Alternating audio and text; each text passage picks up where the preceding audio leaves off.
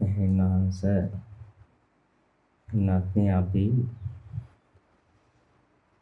අද මේ දිනවල අපි සාකච්ඡා කරමින් ඉන්නේ යටත් වීම සරෙන්ඩර් කියන වචනේ විස්තර කරමින් ඉන්නේ.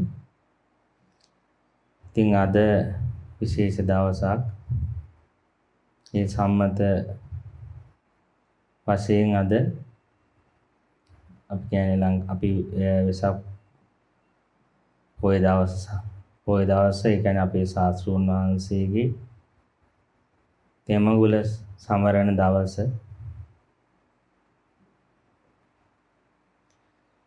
ඉතින් අපි බලමු මේ ඒ තෙමඟුල සමරද්දී කොහොමද අපි මේ දවස්වල කතා කරගෙන ජීවිත පූජාව කියන එක කොහොමද බුදුරජාණන් වහන්සේට ජීවිත පූජා කරනවා කියන්නේ මේ ත්‍රිවිධ මංගල්‍ය සිහිපත් කරද්දී ඒ සිද්ධ කරන ආකාරය ගැන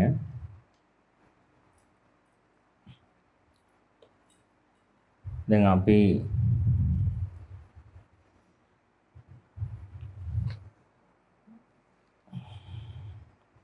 භාග්‍යවතුන් වහන්සේ බුදුරජාණන් වහන්සේ කවුද කියලා අපි දැන් පැවිදි වෙලා මේ යෝගාවචර ජීවිත ගත කරමින් මේ භික්ෂු භික්ෂුණී උපාසක උපාසිකා කියන සිවණක් පිරිස හැටියට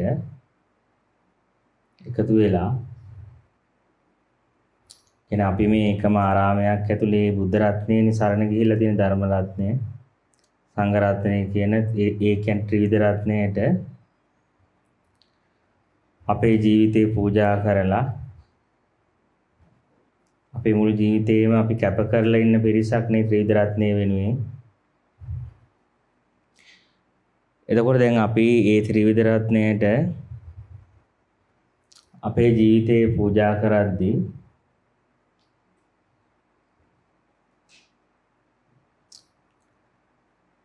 අපි තේරුම් ගන්න අවශ්‍ය කරනවා දැන් කවුද බුදුරජාණන් වහන්සේ.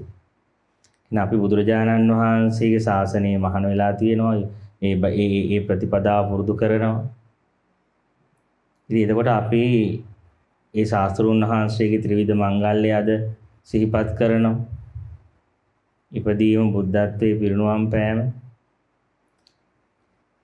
ඉතින් ඒ වගේ උතුම් දවසක් සම්මත වශයෙන් සිහිපත් කරද්දී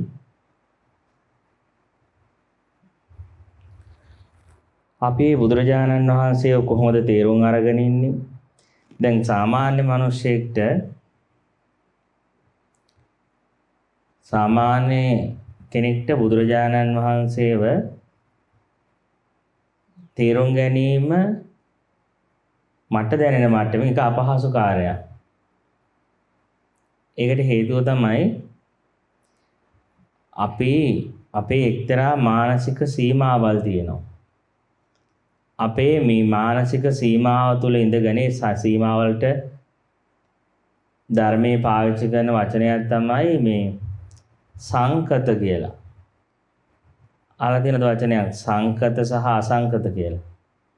ඔය කියන්නේ සංකතය කියන්නේ උපාදෝ පඤ්ඤායති වයෝ පඤ්ඤායති තිතස්ස අඤ්ඤතත්තං පඤ්ඤායති කියලා සංකත ධර්ම වල බුදුරජාණන් වහන්සේ විස්තර කරනවා මේ හට ගැනීමක් තියෙනවා.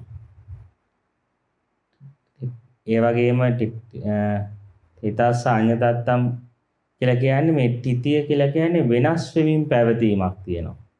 ඒක පැවතීමක් නෙමෙයි මොහොතකටවත් වෙනස් වෙමින් පවතිනවා. පවතිනවා කියුවට වෙනස් වීම. වෙනස් වෙනවා කියුවට පවති. ඊටසේ භංගයක් ගෙවීමක් තියෙනවා. ඕනෑම සකස් කරගත්ත දෙයක තියෙන්නේ මේ උපාදයත් කියන අවිද්‍යාව නිසා සකස් කරගත්ත සංකත ධර්ම වල තියෙන්නේ හට ගැනීම වෙනස් වෙමින් පැවතීම නැතිවීම. ඉතින් කියන උපාද තිති භංග කියන අවස්ථා තුනට මේ සියලු ධර්මතාවයන් යටත් හටගත්ත සියලු දෙයක්. එතකොට ඒක තමයි සංකතයක් කියලා කියන්නේ. සකස් වූ පටිච්ච සමුප්පාදයට අයිති. වෙනස් වීම ධර්මතාවයට අයිති. හැබැයි දැන් අසංකත කියන්නේ බුදුරජාණන් වහන්සේ කියන්නේ සංකතයේ තේරුම් අරගෙන සංකතය අභිභවා ගියා. සංකතයෙන් නිදහස් වුණා. සංකතේ නිදහස් වෙච්ච උන්වහන්සේ අසංකතයටපත් වුණා. අසංකතයේ තුල වයවීමක් නැහැ, මරණයක් නැහැ, වෙනස් වෙමින් පැවැත්මක් නැහැ. එතකොට උන්වහන්සේ කිසි දවසක පිරිනුවම් පාන්නේ නැහැ. කිසි දවසක මිය යන්නේ නැහැ. මිය නොයන තත්ත්වයටපත් වුණා. ඒ කියන්නේ දැන් සාමාන්‍යයෙන් ලෝකේ දැන් මරණය කියන එක මංගල්‍යයක් හැටියට සැලකන්නේ නැහැ. දැන් අපිට බුදුරජාණන් වහන්සේ දැන් වෙසක් දවස මේ මංගල්‍යයක් හැටියට සැලකනවා. ඒ කියන්නේ දැන් අපිට බුදුරජාණන් ඒ කියන්නේ දැන් අපිට එක ප්‍රශ්නයක් තියෙන්නේ දැන් වෙසක් දවසට අපිට පාටි එකක් දාන්න බෑ නැත්තල් වගේ. මොකද පාටි එකක් දැම්මොත් බුදුරජාණන් වහන්සේගේ මරණය හැමරුවා වගේ වෙනවා.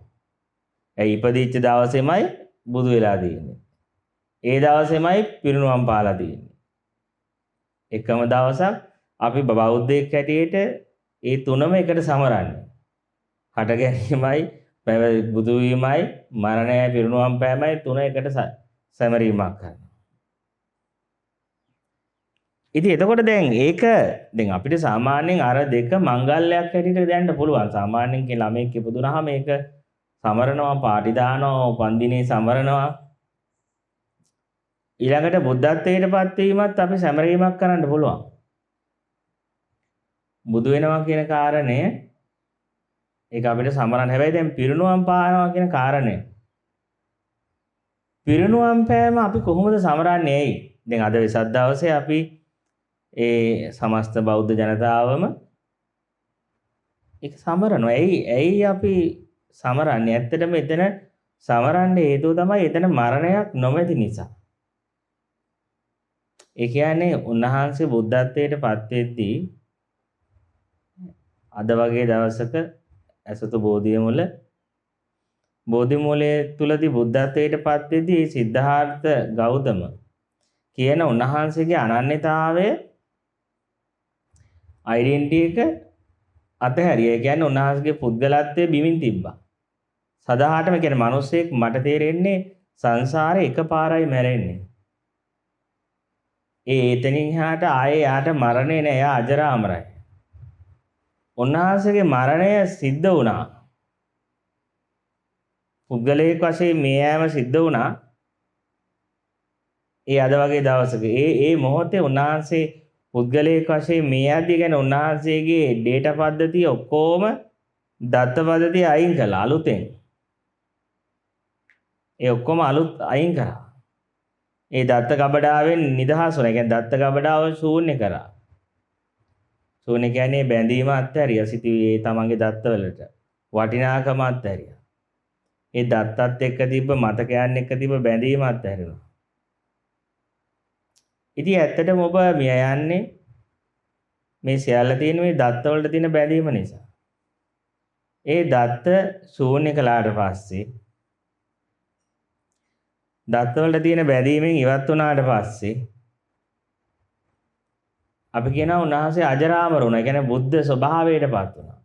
එතකොට ඒ ශරීරය තුල සිද්ධාර්ථ ගෞතම නැහැ. දැන් තියෙන උන්වහන්සේගේ ශරීරයේ ඇසුරු කරගෙන ඉන්නේ බුද්ධ ස්වභාවයේ බුද්ධ. නැත්නම් අසංකතය. සංකතයෙන් නිදහස්. එතනින් එහාට අපි ආයේ මරණයක් ගැන කතා කරන්න යන්නේ නැහැ. මොකද බුදුන් වහන්සේ පිරිනුවම් පාන්නේ නැහැ කවදාවත්. බුදුරජාණන් වහන්සේ කිසි දවසක මිය යන්නේ නැහැ.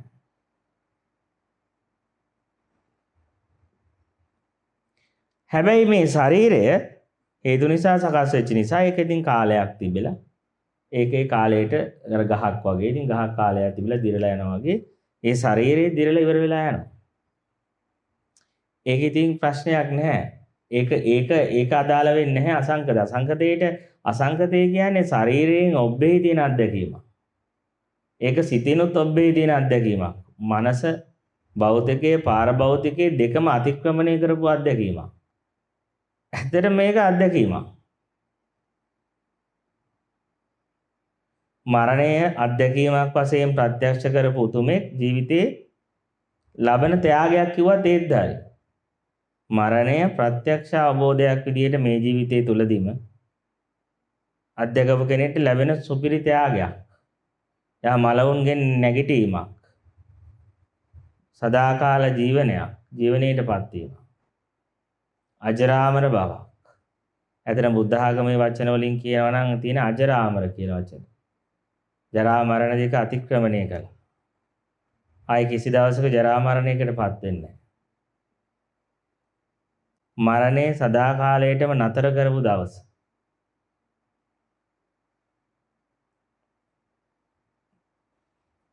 ප්‍රශ්නේ තියෙන්නේ මේ කාරණේ අපි කොච්චර මෙහෙම කතා කරත් සාකච්ඡා කරත් මේක ඔබ අත්දැකීමක් වශයෙන් ප්‍රත්‍යක්ෂ කරන තාක්කල් ඔබ මේක කොච්චර කළත් මේ මොකද්ද මේ කියන්න හදන කතාව මනසින් දැනුමෙන් ඔබේ සිතවිලි වලින් තේරුම් ගන්න බෑ. හේතුව තමයි මේ ශරීරයෙන් මනසින් ඔබට ගියපු උතුමන් වහන්සේ කෙනෙක් මරණයෙන් නිදහස් වෙච්ච උතුමන් වහන්සේ කෙනෙක්ගේ ඇතුළාන්තේ මහා ආදරයක් හට ගන්නවා. ඒක පුද්ගල ආදරයක් නෙවෙයි. ඒ ආදරය මොන වගේද කියනවා නම් හිතන්න තමනුයි තමන්ගේ යාළුවෙකේ ඉන්නවා. ඔය දෙන්න අපි දෙන්න එකම හීනයක් දැකලා හීනෙන් බය දෙවි කෑ ගගා අඬ මරලා තෝනි දෙනවා. ඒ මරලා තෝනි දීලා හීනෙන් කෑ ගගා අඬාගෙන ඉද්දී ඔබ නැගිටිනවා. ඔය දෙන්නම කෑ ගගා හිටියා අඬා හිටියා. ඔබ නැගිටට පස්සේ දැන් ඔබට තියෙනවා මගේ යාළුවා මගේ මිත්‍රයා දැන් පෙරලෙනවා ඇඳේ හිට පෙරලෙනවා දඟස් අඬනවා කෑ ගහනවා බයෙන් එපා මරන්න එපා කියලා කෑ ගහනවා. එතකොට ඔබට හිතෙන්නේ නැද්ද අනේ මෙයාව නැගිට්ටන්න තියෙනවා නම් කොච්චරද මෙයා හීනෙක ඉන්නේ කියලා අර යා හීනය ඇතුලේ විඳින වේදනාව සීනයක් හදාගෙන විඳින බය බොරු වේදනාව ඒ බොරු වේදනාව බොරු බය දැනෙන්න පටන් ගන්නවා අර නැගිට කෙනාට. ඊට පස්සේ යා කෑ ගහලා නැගිටින්න නැත්නම් කොනිත්තල හරි නැගිට්ටන්න හිතෙනවනේ. අපර මේ මොන දුකක්ද මේ විඳින්නේ? මෙයා සීනයක් නිර්මාණය කරගෙන එයා සීනයක් හදාගෙන දකිද්දී එයා සිහිනේ හැබැයි යාට ඒක තේරෙන්නේ නැහැ සිහිනේ ඉන්න කෙනාට. සිහිනේ ඉන්න කෙනාට තේරෙන්නේ නැහැ යා බොරුවක ඉන්නේ කියලා. හැබැයි දැන් නැගිට කෙනා දන්නවා මේ බය මේ ඔක්කොම හැංගීම් බොරුවක් කියලා. ඒ දැනගත්තාම පුදුම කරුණාවක් නෙන්නේ යාළුවා ගැන. ඒ වගේ තමයි මේ මානසික තලවලින් ඔබට කෙනෙක් අවදි වුණාට පස්සේ අවබෝධයට පරිවර්තනය වුණාට පස්සේ යාගේ ඇතුළට දැනෙන්නේ අන්න ඒ වගේ ෆීලින් එකක්. ඒ වගේ හැඟීමක්. ඒක හරියට නිකන් තමන්ගේ යාළුවෙක් එක්ක කාන්තාරයක යනවා යාළුවෝ ටිකක් එක්ක. දැන් ඔන්න වතුර නැති වෙලා තියෙනවා. දැන් ඉතින් ඔබ ගිහිල්ලා වතුර තියෙන තැනක් හොයා ගන්නවා. පිපාසය නිවාගෙන එනවා. එතකොට දැන් යාළුවන්ට කියනවා මම හොයාගත්ත තැනක් මේ කාන්තාරය තුළ ලොකු පොකුණක් තියෙනවා ඕන තරම් වතුර තියෙනවා යන් කියලා. යන් කියලා කියනවා බොරු කියන්න එපා මේ කාන්තාරේ කොහෙද වතුර තියෙන්නේ කියලා යාළුවෝ බනිනවා. හැබැයි ඉතින් ඒතර ඔබ මොකද කරන්නේ? තමන්ගේ හොඳම යාළුවෝ ටික නම් ඒ වෙලාවේ අතහැල්ලා දාලා යන්නේ නේ මොන එකක් කරගන්න කියලා. කණෙන් හරි ඇදගෙන ගිහලා කනට හරි ගහලා වරින් යකෝ යන්න කියලා ඇද්දගෙන හරි යනවා. ඒ තමයි යාළුකම කියන්නේ. අපි මිත්‍රයෙක් කියලා කියන්නේ ආය හොඳින් කරන්නේත් නෑ ගොඩක් දේවල්. හොඳම යාළුවා ගහලා හරි රිද්දලා හරි. මොකද එයාගේ තියෙන ආදරයක් උන් පිපාසෙ නිවා ගන්න ඕනේ. මේ තිබහ නිවා ගන්න ඕනේ. කියන ඒකේ කරුණාවක් එකක්. අන්න ඒ වගේ තමයි ඒ කෙනෙක් ඒ බුද්ධත්වයට පත් වුණාට පස්සේ මේ සංකතය අතික්‍රමණය කරලා අසංකතේ බවට පරිවර්තනය වුණාට පස්සේ එයාගේ අභ්‍යන්තරයේ පුදුම වචනෙන් කියන්න බැරි පුද්ගලත්වයෙන් තොර මහා කරුණාවක් ඇති වෙනවා. ඒ මහා කරුණාව ඇති වෙන්නෙම ඒ සිහිනයක් තුල දඟලන මිනිසු දැඟලිලා දැකලා. යාම නිර්මාණය කරගත්ත කෙනා අපිම බය සහගත කතා නිර්මාණය කරගෙන දුක් සහගත කතා නිර්මාණය කරගෙන විඳින දුක දැක්කාම ඒක ඇත්තකුත් නෙමෙයි. එකම්ම මෝඩකමෙන් සකස් කරපු සංගත ධර්ම. සකස් කරගත් එකක් ඇතුලේ විඳවන විඳවිල්ල. ඒක තමයි බුදුරෙක් තුල පහළ වෙන මහා කරුණාව කියලා කියන්නේ. සත්වයාගේ ඒ බොරුව දුක මෝඩකම නිසා විඳින දුක දැක්කහම. ඉතින් ප්‍රශ්නේ තියෙන දේ තමයි කොහොමද දැන් මේ මිනිස්සව නැගිට්ටන්නේ? දැන් මහා කරුණාවක් හිතට ආවහම අසරණයි. මොකද කොහොමද දැන් අපිට ලොකුම ප්‍රශ්නේ තියෙන්නේ අපිට දැනෙන දේ අපි කොහොමද sannivedanaya කරන්නේ? සත්‍ය කියන එකට කෙනෙක් අවදි වෙද්දී ඒකට සංකතයක් නැහැ. ඒක සීමාවල් හැඩතල නාම වලින් කතා කරන්න බෑ ඒක. එතකොට අසංගතය ආය වචන වලින් කියද්දි සංගත කරලා සකස් කරලා කතා කරන්න වෙනවා අපිට. වචන සංගතයි සකස් කරපු දේවල්. ඉතින් එතකොට අපිට දැනෙන දේ අපි කතා කරන්න යද්දී 100% පිරිසුදුම දේ කතා කරන්න බෑ. ඇතුළට දැනෙන දේම කතා කරන්න බෑ.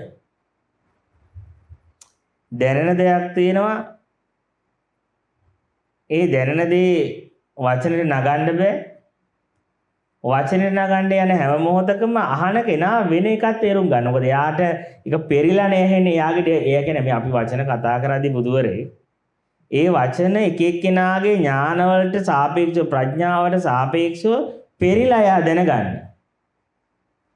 එකම වචනේ කතා කළත් විවිධ විදිහට තේරුම් ගන්න තියෙනවා. 10 දෙනෙක් හිටියොත් 10 දෙනා එයාගේ ඥානධාරිතාවට සාපේක්ෂව පෙරිලා ඇහෙන කතාවක් එයා අහන්නේ. එයා හදාගත්ත එකක් එහාට ඇහෙන. එයා සකස් කරගත්ත කතාවක්. ඉතින් එතකොට ඒ සකස් කරගත්ත කතාවෙන් එයා කොච්චර බුදුරජාණන් වහන්සේ ගැන තේරුම් ගන්න ගියත් ඒ ධර්මයේ තේරුම් ගන්න ගියත් එයාගේ දැනුමේ ලෙවල් එකකින් ඒක එයාට අහු වෙන්නේ නැහැ ඒ ධර්මය. එයාට අහු වෙන්නේ නැහැ මේ බුදුරජාණන් වහන්සේ. ඒක හරියට මේ වගේ. ඔබ හිතන්නේ ಜಾති අන්ධයෙක් ඉන්නවා කියලා හිතන්නක උදාහරණයකට. දැන් මේ අන්ධයා එයා උපතින්ම අන්ධයෙක්. ಜಾති අන්ධයාට මම ආලෝකය ගැන දේශනාවක් කරනවා. ಜಾති අන්ධයෙක්ට ආලෝකය ගැන කතාවක් කරද්දී ආලෝකය ගැන දේශනාවක් කරද්දී ප්‍රශ්නයක් එනවා. ඒ જાතියන්දයා ඒක තේරුම් ගන්නේ සංකල්පයක් වශයෙන්. හැබැයි ආලෝකය කියන්නේ අත්දැකීමක් වශයෙන් තේරුම් ගන්න ඕන එකක්. මං කියන කතාව හොඳට කල්පනා කරන්න. මම ඔබට ආලෝකය ගැන යමක් කියද්දී ඔබ ඇස්සරලා බලලා ආලෝකය කියන එක මේකයි කියලා හිතන්න නෙවෙයි ඕනේ. ආලෝකය අත්දැකීමක් වශයෙන් ප්‍රත්‍යක්ෂ කරන්න ඕනේ. ආලෝකය අත්දැකීමක් වශයෙන් ප්‍රත්‍යක්ෂ කරන්න කිව්වට ප්‍රශ්නේ තියෙන්නේ කොහොමද ಜಾති අන්ධයෙක්ට ආලෝකය අත්දැකීමක් වශයෙන් ප්‍රත්‍යක්ෂ කරන්නේ? ඒක තමයි වැඩි දෙන්නේ දැන්. සත්‍ය අවබෝධ කරනවා කියන්නේ එයාගේ පුද්ගලත්වයේ මරණය අත්දැකීමක් වශයෙන් එයාට මේ පණ දීද්දිම ප්‍රත්‍යක්ෂ කරලා නිර්වාණ ධාතුව එයා අත්දැකීමක් විදිහට ප්‍රත්‍යක්ෂ කරන්න ඕන. ඉතින් දැන් මේක කොහොම කරන්නද? ඒක ಜಾති අන්ධයෙක්ට උපදින් අන්ධ මනුස්සයෙක්ට එයාට කොච්චර කතා කළත් දේශනාවල් කොච්චර කිව්වත් එයාට ආලෝකය අත්දැකීමක් වශයෙන් තේරෙන්නේ නැහැ. එයාට ඒක සංකල්පයක් වශයෙන් එයාගේ දත්ත පද්ධතියේ තියෙන ඩේට් එකක් විදිහටමයි තේරුම් ගන්න. දත්තයක් වශයෙන් දැනුමක් වශයෙන් තේරුම් ගන්න. යන්නේ ඇතුළට දැනුම් පද්ධතියක් විදිහට. දැනුමක් විදිහට. ඉතින් දැන් ලොකු ප්‍රශ්නයක් වෙනවා අපිට කොහොමද දැන් මේක ගැටේ ලියාගන්නේ කොහොමද? කොහොමද දැන් මේ අත්දැකීමක් වශයෙන් ප්‍රත්‍යක්ෂ කරන්න ඕනේ? හැබැයි එයාගේ ಜಾති අන්ධභාවය නිසා එයාට ඒක දැනුමක් විදිහටමයි ප්‍රත්‍යක්ෂ වෙන්නේ. නොලෙජ් එකක් අත්දැකීමක් විදිහට ඇස්සරලා බලන්නේ නැහැ එයා. ඇස්සල්ල බලන්නේ නැතුව එයා ආලෝකය ගැන මොනවා හරි ටිකක් හිතාගෙන. හැබැයි එයා හිතාගත්ත එකක්වත් ආලෝකය නෙවෙයි. එයා ආලෝකය ගැන අහලා හිතා ගන්න දේ ආලෝකය නෙවෙයිනේ. එයා හදාගත්ත එක ඇතුළාන්තේ. අන්නෝක තමයි බුදුරජාණන් වහන්සේලාට මහා කරුණාව පහළ වෙන්නේ එතනද. කොහොමද මේ ආලෝකයේ අත්දැකීම අන්ධයෙක්ට උගන්වන්නේ? ප්‍රත්‍යක්ෂ කරවන්නේ. එයාට අත්දැකීමක් විදිහට ඒක එයාගේ ඇතුළාන්තේ. ඉතින් එතකොට දැන් එයා දැනුමක් වශයෙන් තියෙන කෙනා හැම වෙලෙම උත්සාහ කරන්න හදන්නේ එයා බුදුරජාණන් වහන්සේව පවා තේරුම් ගන්න දැනුමක් විදියට. එතකොට වැඩේ තියෙන්නේ ඒ දැනුමට එයාට අහු වෙන්නේ නැතුව යනවා. නික හරියට මිනිස්සෙක් බිලි කොක්කක් දානවා මාළුවෙක් අල්ලන්න. හැබැයි අහු වෙන්නේ නැහැ. ඒක ඉන්නේ විශාල තල්මයික්. එතකොට එයා දාපු කොක්කේ සීමාවට එයාගේ කොක්කේ සීමාවට තමයි යාට මාළු අහු වෙන්නේ.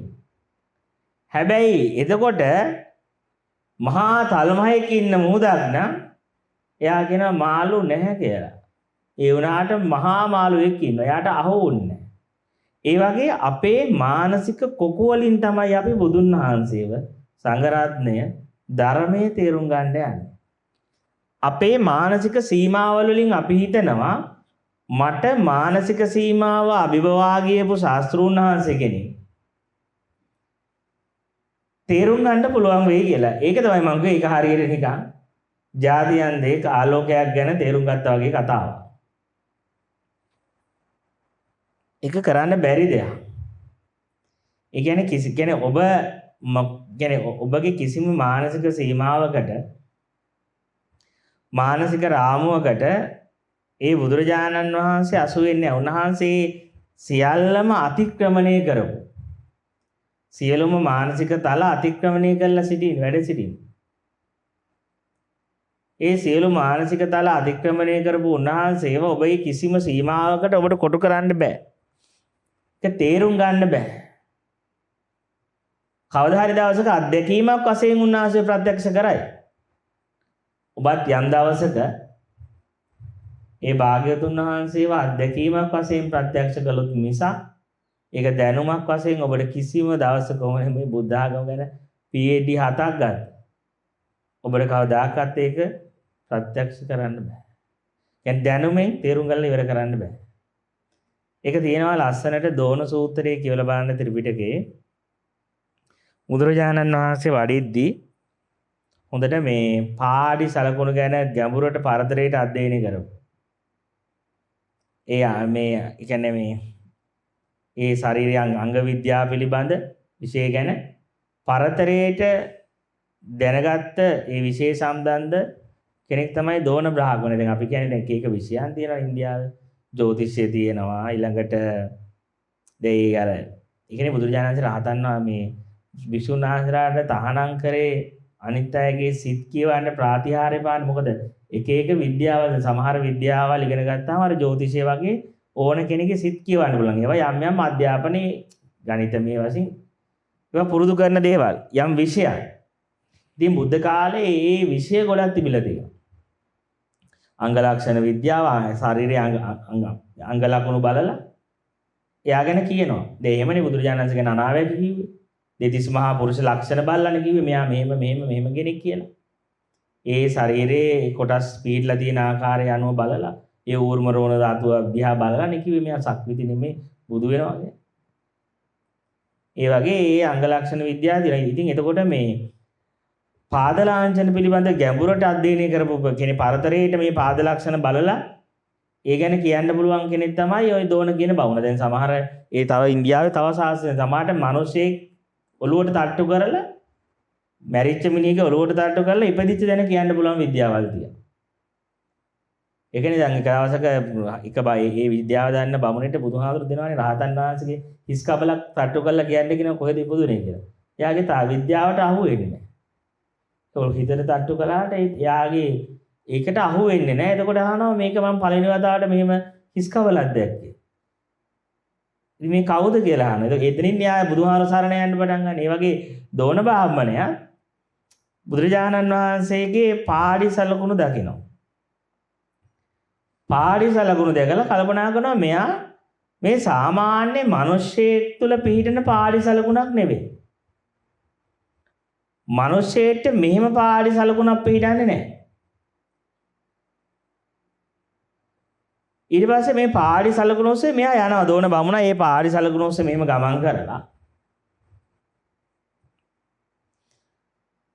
බුදුරජාණන් වහන්සේව දැකලා අහනවා ඔබ වහන්සේ සාමාන්‍ය මිනිසෙක් වෙන්න බෑ. ඔබ වහන්සේ දෙවියෙක්ද කියලා අහනවා. ඔබ වහන්සේ දෙවියෙක්ද කියනවා මම දෙවියෙක් නෙවෙයි. මොකද දෙවියෙක් තුල තියෙන මානසික සීමාවල් උන්වහන්සේට නැහැ. රාමු නැහැ. ඒ දෙවියෙක් තුල තියෙන අනන්‍යතාවයේ ඩෙන්ටිටි එක මානසික සීමාව නැහැ. ඒ සියල්ල අතික්‍රමණය කරන. ඉතින් දෙවියෙක්ට තියෙන කෙලෙස් නැහැ. දෙවියට තියෙන කාමය නැහැ. එනකන දෙවියෙක් නෙවෙයි නම් බ්‍රාහ්මයෙක්ද? දැන්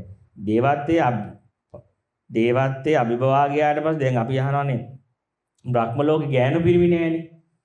බ්‍රහ්ම ලෝකේ බ්‍රාහ්මණියෝ නෑ. බ්‍රහ්ම විතරයි. ඒ කියන්නේ එකයි. කාන්තාවක් නෑ. පුරුෂයෙක් නෑ. ඒ කියන්නේ එතන කාමාශාව නැති ස්වභාවය ගැන කියන්නේ. අනාගාමී වෙච්ච අය බ්‍රහ්ම ලෝකෙ උදෙනවා කියන්නේ ඒකනේ රාහත් වෙලා නැත්නම් කියන්නේ වර්ණ ස්වභාවයක්. බ්‍රහ්මන් ඒ කියන්නේ එකක්. දැන් අපිට මෙතන ගැහණු පිරිමි එකක් හම්බ වෙනවනේ. ඒ අපේ ඇතුලේ කාම ලෝක ආශාව තාම තියෙන හින්දා අපිට එහෙම ලෝකයක් තියෙනවා. එහෙනම් දෙගොල්ලක් ඇති බවට ඇතුලට හැගෙනවා. බ්‍රහ්ම මානසිකත්වය ඇතුලේ එහෙම එකක් නැහැ. කාම ආශාවක් නැහැ. නිසා ඩුවලිස් මෙහෙම දෙකක් නැහැ. ඉතින් ඒතර ඒ නිසා අපි කියන්නේ බ්‍රහ්ම ලෝකයේ තුල කාන්තාවෝ ඉන්නවත් පුරුෂයෝ ඉන්නේද අහනවා. එහෙනම් ඔබ වහන්සේ දෙවියෙකුත් නෙමෙයි නං එහෙනම් බ්‍රහ්මයේද? මම බ්‍රහ්මයෙකුත් නෙමෙයි. බ්‍රහ්මයා තුලත් යම් සීමාවක් තියෙනවා. කාමරාගේ නැතුවට, පටිගේ නැතුවට එයා හදාගත්ත සීමාවක් බ්‍රහ්මයාට තියෙනවා. මහා බ්‍රහ්මන්ට තියෙනවා.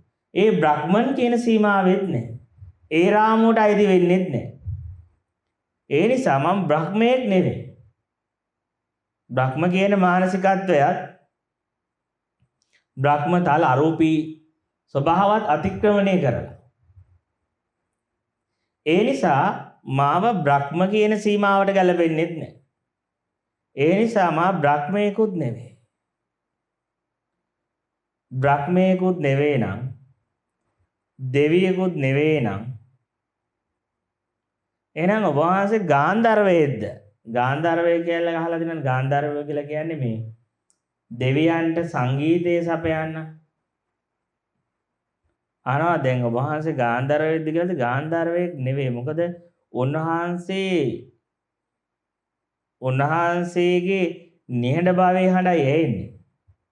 නිශ්ශබ්ද භාවයේ හඬ අහන කෙනෙක්. ඉතින් ඒ නිසා ගාන්ධර්වයෙක් වගේ බාහිරට ශබ්ද නිකුත් කරන බවක් කෙනෙක් නෙවෙයි. ඒ කියන්නේ හරියට සෙන්නාගමේ කියනවා තනි අතින් අප්පුඩියක් ගහන්න කියලා. මොකක්ද ඇහෙන සද්දේ කියලා අහනවා.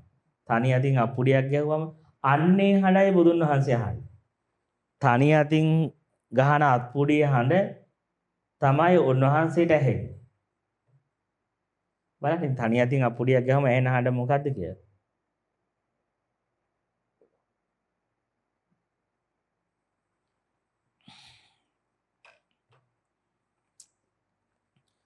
ඒ නිසා දෝන බ්‍රාහ්මණයාට කියනවා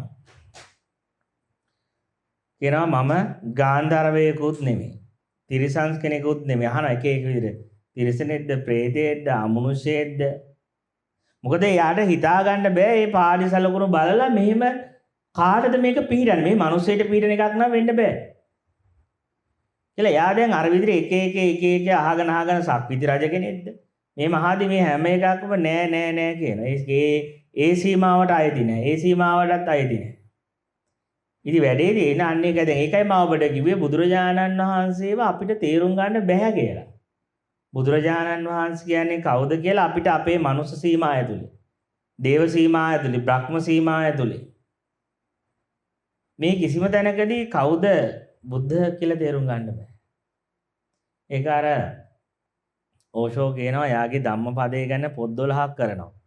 ධම්මපදයේ ගැන පොත් 12ක් මේ දේශනා කරන්නේ දේශනා හිතන්නේ ඇති 200 300 ගණක් 300 400 ගණක් එයා ධම්මපදයේ ගාථා අරගෙන සාකච්ඡා කරනවා.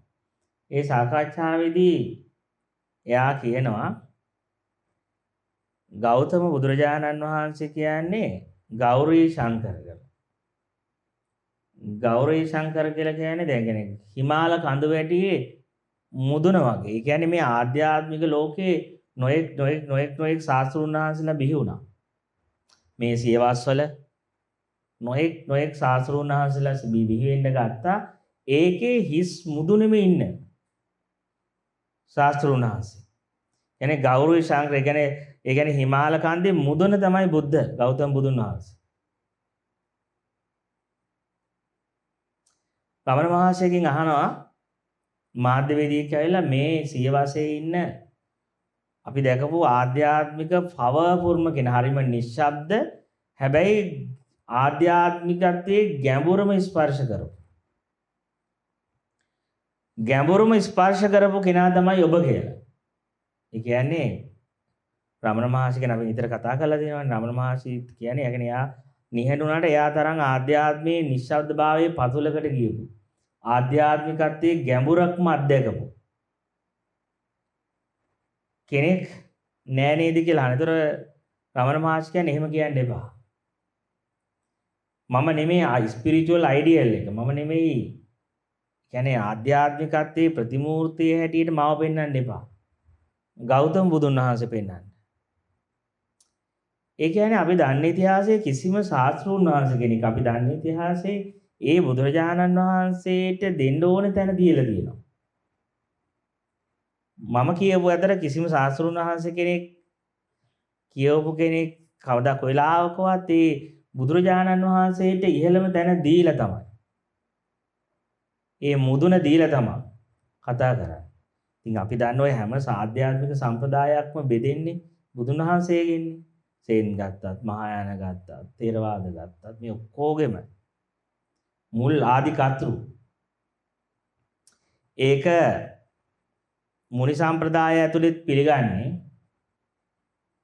ඔය උපනිෂද් ඔය ශිවලගේ පරම්පරාවෙත් කියන්නේ අන්තිමට පහළ වෙච්ච මුනිවරයා හැටියට. අවසාන මුනිවරයා ලෝකෙට පහළ වෙච්ච කෙනා හැටියට පවර්ෆුල්ම උපනිෂද් මුනිවරුන්ගේ ඒත් ගෞතම බුදුරජාණන්.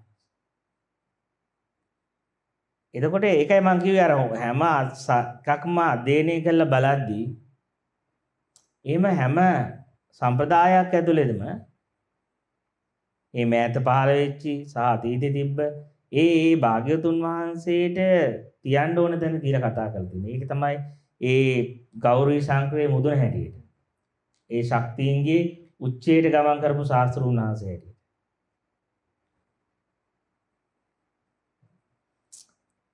ඉතින් එතකොට දැන් ඒ නිසා දැන් අර දෝන බ්‍රාහ්මණයත් කියනවා දැන් හිතා ගන්න බෑ කවුද මේ කියලා. එතකොට උන්වහන්සේ කියන දැන් ඔබ මම කවුද කියලාද කියන නම් කියන්න දෙන සම්පූර්ණ පූර්ණ අවධියටපත් මිනිසයා. අවධියටපත් උත්තරීතර මිනිසයා. පූර්ණ 100%ටපත් වෙච්ච. පූර්ණ අවධියටපත් වෙච්ච මිනිසයා කියලා ආමන්ත්‍රණය කරන්න කියලා. උත්තරීතර මිනිස්සෙ. ඉතින් එතකොට දැන් අපිට ප්‍රශ්නයක් එනවා දැන් අපි කොහොමද දැන් බුදුරජාණන් වහන්සේව හඳුනගන්නේ? දැන් අපේ ශාස්ත්‍රඥ වහන්සේ අපි උන්වහන්සේ වෙනුවෙන් මහාන වෙලා ඉන්නවා, ජීවිතේ පූජා කරලා ඉන්නවා, මේ භාවනා කරනවා, උන්වහන්සේව සරණ ගිහිල්ලා අපේ ජීවිත පූජා කරලා තියෙන වෙලාවේදී ඒ වගේම මේ හැම ශාස්ත්‍ර කෙනෙක්ම උත්තම ශාස්ත්‍රඥ වහන්සේ හැටියට අගය කරපු වර්ණනා කරපු උන්වහන්සේව අපි කොහොමද තේරුම් ගන්නේ? හඳුනගන්නේ කොහොමද? අපි දැනීමක් නැතුව මොකද ඒ කොච්චර දැනුම හදාගත්තත් පරම්පරා ගැන කියුවත් උන්වහන්සේව තේරුම් ගන්න බෑ. කොහොමද මම මේක බුදුරජාණන් වහන්සේව අධ්‍යක්ීමක් විදියට ප්‍රත්‍යක්ෂ කරගන්න දකින්නේ?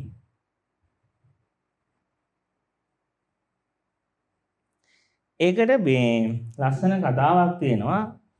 බුදුරජාණන් වහන්සේ එක අවස්ථාවක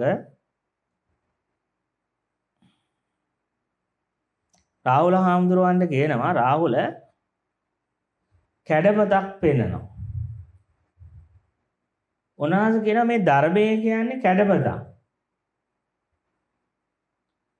ඒ කැඩපතෙන් තමාව දකින්න තියෙන්නේ. කැඩපත තියෙන්නේ තමාව දකින්න.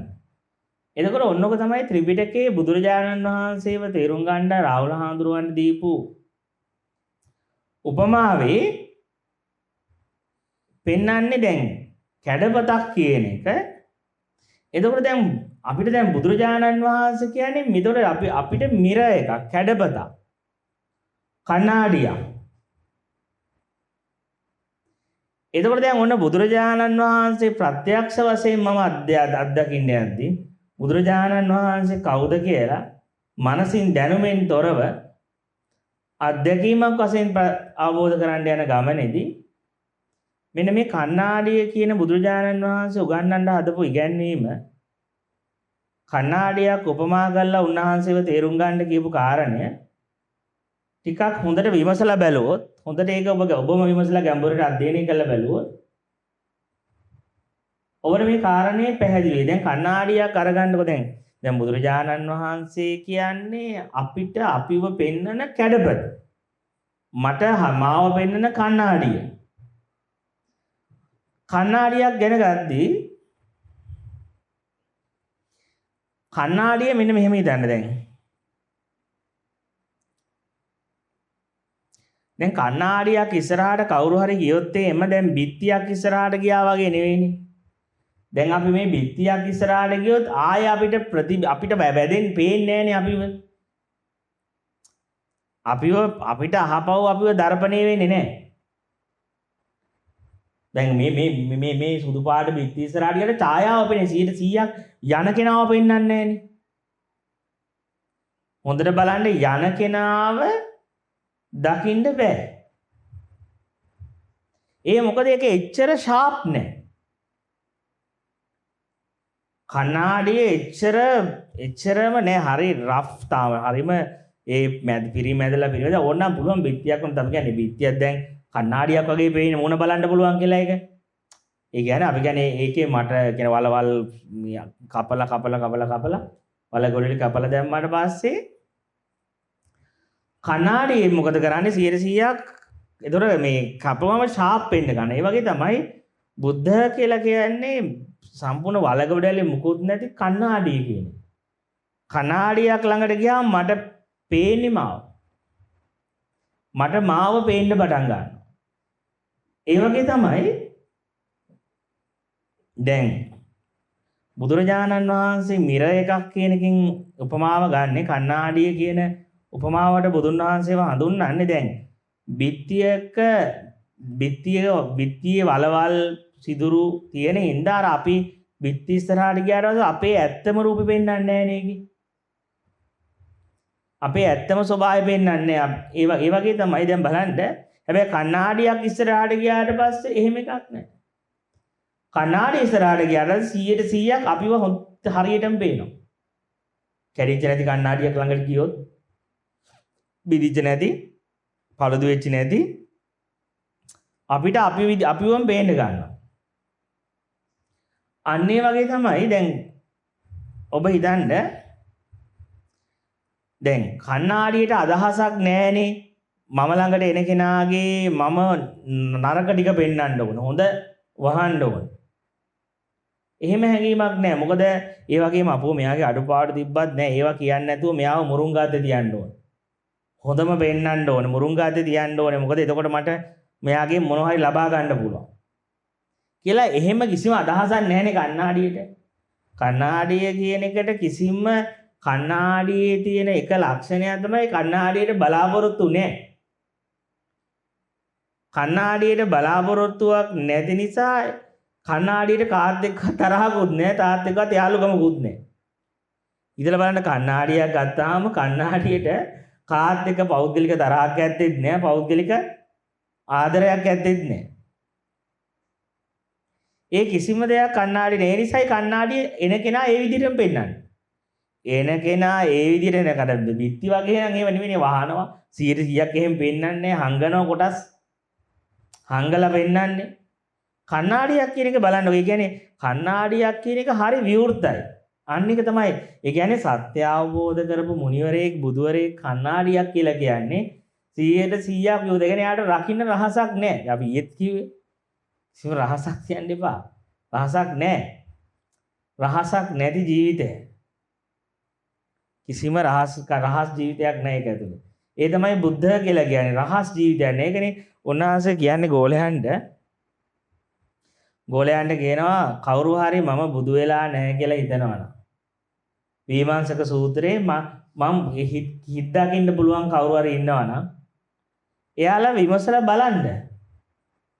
කවුරු හරි හිත දකින්න පුළුවන් ජනමත් ඥානයක් තියෙන කෙනෙක් හැකියාව තියෙන කෙනෙක් ඉන්නවනම් විමසලා බලන්න. මම බුදු වෙලාද මම බුදු වෙලා නැද්ද කියලා. කොයිලාවකවත් කිව්වේ නැහැ. සාස්ත්‍රුන් වහන්සේව පරීක්ෂා කළොත් අපාගත වෙනවා. එහෙම එකක් නැහැ. අර කොච්චර විවෘතද කියලා ඒක. අපි සමහර අය කියන්නේ සාස්ත්‍රුන් වහන්සේ ගැන හොයන්න එපා. ඒතර උඹලා අපායට යනවා. එහෙම එකක් නැහැ. කිසි ප්‍රශ්නයක් නැහැ. විමසන්න ඕන කෙනෙක්. ඒ තමයි කණ්ණාඩිය කියන්නේ.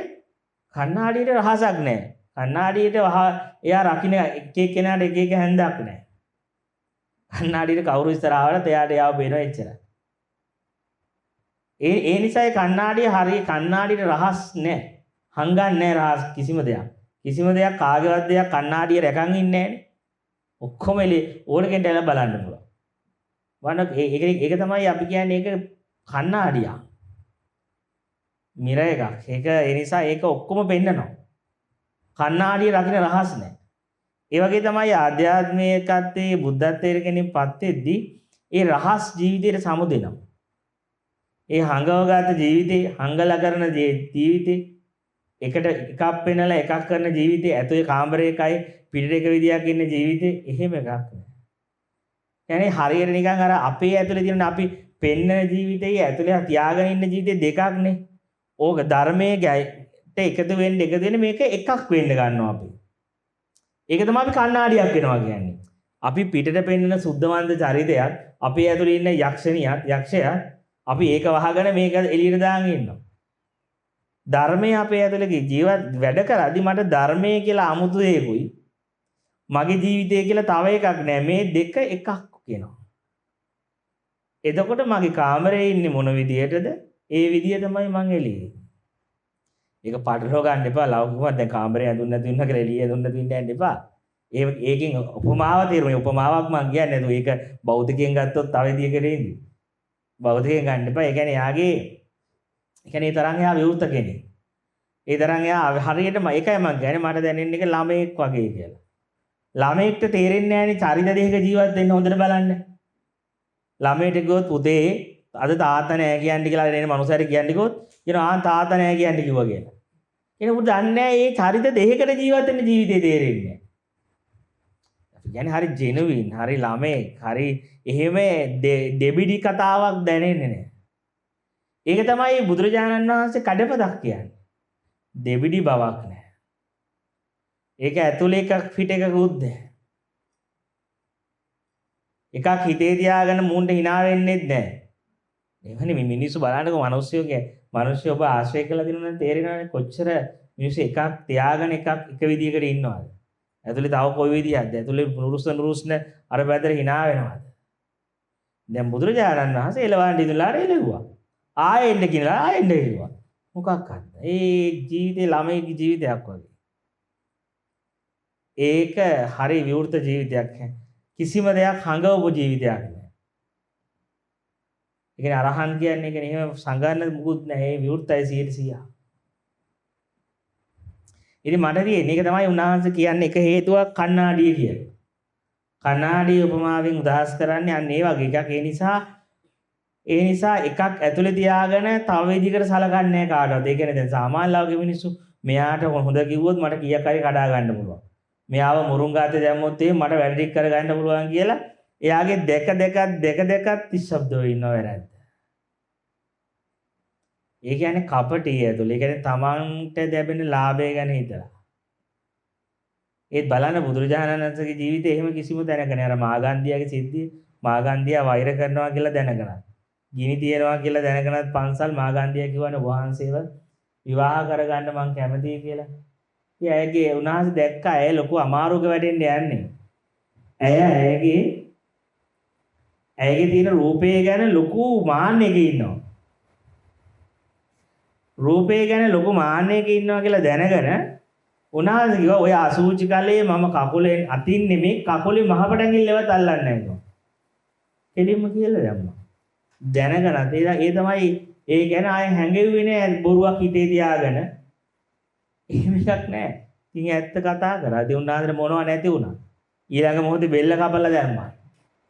ඒක තමයි මිරයක කියන්නේ. මිරයක කැතයි නම් කැතයි කියනවා මූන්ටම. ලස්සනයි නම් ලස්සනයි කියනවා.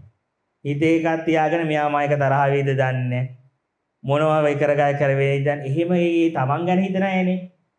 මෙයාට ඇත්ත කියන්නේ කියලා මෙයා මයික තියෙන මිත්‍රාත්වය කඩා ගනින්න දන්නේ. ප්‍රශ්නයක් නෑ ඉතින් ඒක ඕන එකක්. ඒක ඊළඟට හිතමු. ඊළඟට තරහ වුණොත් යාළු කරගන්න ඊළඟ ප්‍රශ්නයක් නේ ඒක. ඒක ඊළඟට හිතන්න ඕන එකක් නේ. ඒක දැන් හිතන්න යන්නේ නෑ. ඒක තමයි ඒ කියන්නේ කිසිම දෙයක් නෑ අපේක්ෂාවක් කාගෙන්වත්. ඒ කියන්නේ දැන් කණ්ණාඩියකට ලොකුකමකුත් නෑනේ මේ කණ්ණාඩිය කොයි වෙලාවකවත් නැති ලොකුකමක් මවාගෙන නැති එකක් පෙන්වන්න යන්නේත් නේ. ඒ තියෙන එක තමයි තියෙන විදියට පෙන්වන්නේ. එතකොට දැන් කණ්ණාඩිය තව පොඩ්ඩක් මෙන්න මෙහෙම ඉදන්න.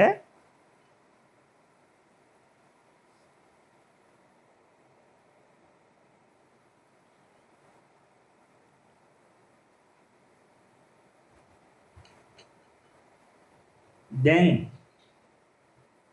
කණ්ණාඩියට කොයි වෙලාවකවත් බලන්න දැන් ඔන්න ඊයේ එනවා මිනි මරුවේ. ඊයේ මිනි මරුවේ ඉන්නවා ඊට පස්සේ අද යා සිල් සමාදන් වෙනවා වෙසක් පොයේ. ඊට පස්සේ කණ්ණාඩිය ඉස්සරහට ආවට පස්සේ අද කණ්ණාඩිය පෙන්නන්නේ සිල් ඇඳන් ඉන්න කෙනාවනේ. කණ්ණාඩිය කියන්නේ නැහැ අපෝයේ මිනි මරුව හොරා තමයි ආවේ ඔය ඇවිල්ලා තියෙන කණ්ණාඩිය ඉස්සරහට. කණ්ණාඩිය හැම වෙලෙම වර්තමානයේ තියෙන එක විතරයි පිළිබිඹු කරන්නේ.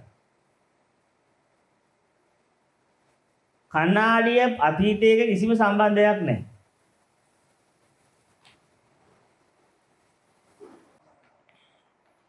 හොඳට බලන්න කණ්ණාඩිය උපමාව දැන් මම මේ කියන හැම එකකින්ම තේරුම් ගන්න තියෙන්නේ ඔබට කවුද මේ බුද්ධ කියන එක ඔබට කොහොමද මේ අත්දැකීමක් වශයෙන් මේක ප්‍රත්‍යක්ෂ කරන්න කියන මාර්ගය.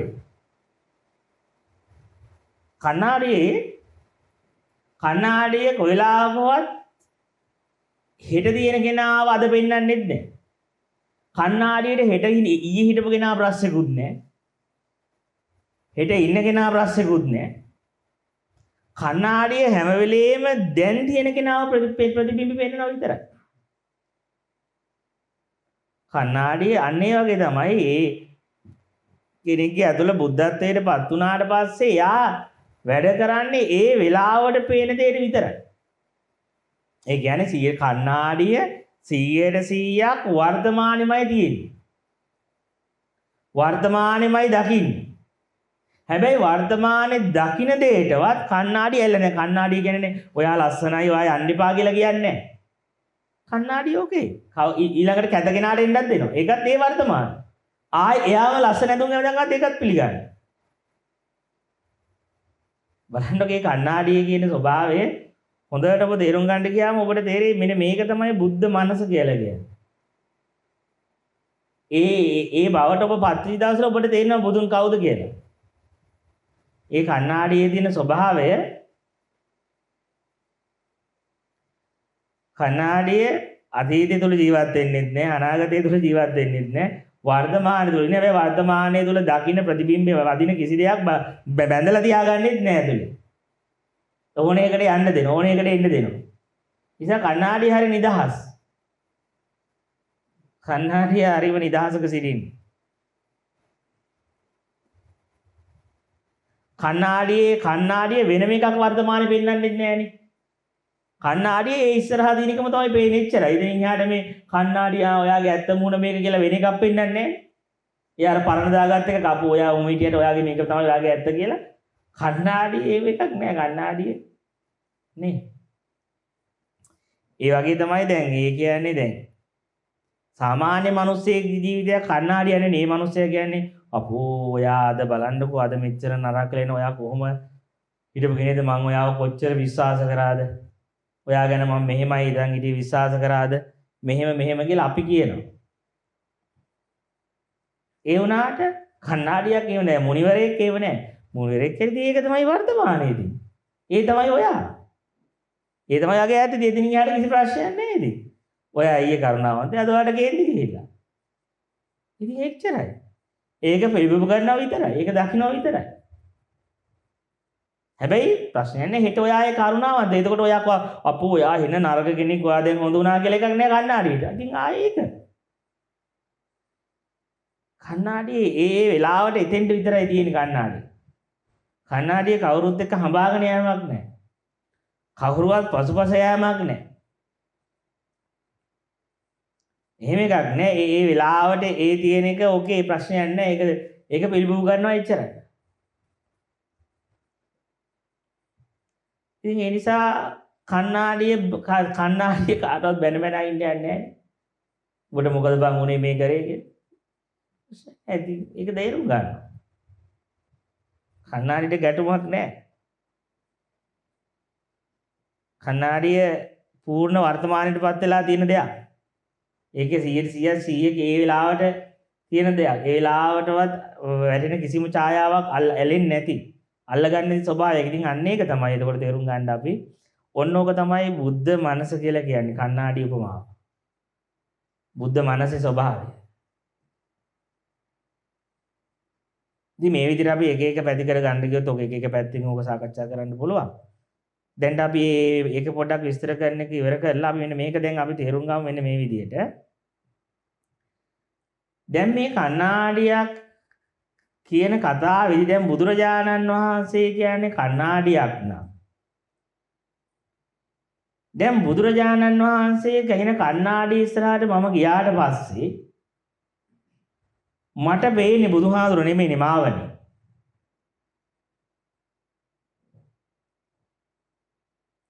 කණ්ණාඩියක් ඉස්සරහින් කණ්ණාඩියක් තිබ්බොත් එතකොට ඒක අනන්තයි. ඒක අනන්තයක්. මම දන්නේ කතාව තේරුම් ගන්න පුළුවන් වේද ඔබට කියලා. කණ්ණාඩියක් ඉස්සරහා කණ්ණාඩියක් තිබ්බොත් එතන අනන්තයක් තියෙනවා.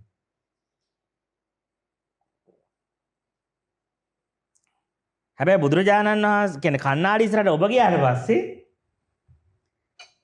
ආයේ ඒකේ පේන්නේ අනන්තයක් නෙවෙයි. ඒකේ පේන්නේ ආකෘතියක්, හැඩයක්. හැඩයක්, ආකෘතියක්. ඔක අපිට සරලව කතා කරමුකෝ නේද? කොහොමද ගැඹුරු වුණාට වඩා සීමාව ගියොත් එහෙම නිකන් ඉස්පැලන තර්ක වලට යන්න පුළුවන් ඊට පස්සේ. නිකන් අපි සිම්පල් කරමු දේශනාව පොඩ්ඩක් සරල කතා කරොත් ටික හරි. අපි හිතමු මෙහෙම. අපි හිතමු සාමාන්‍ය මිනිහෙක් යනවා කණ්ණාඩිය ඉස්සරහට. කණ්ණාඩිය ඉස්සරහට ගිහිල්ලා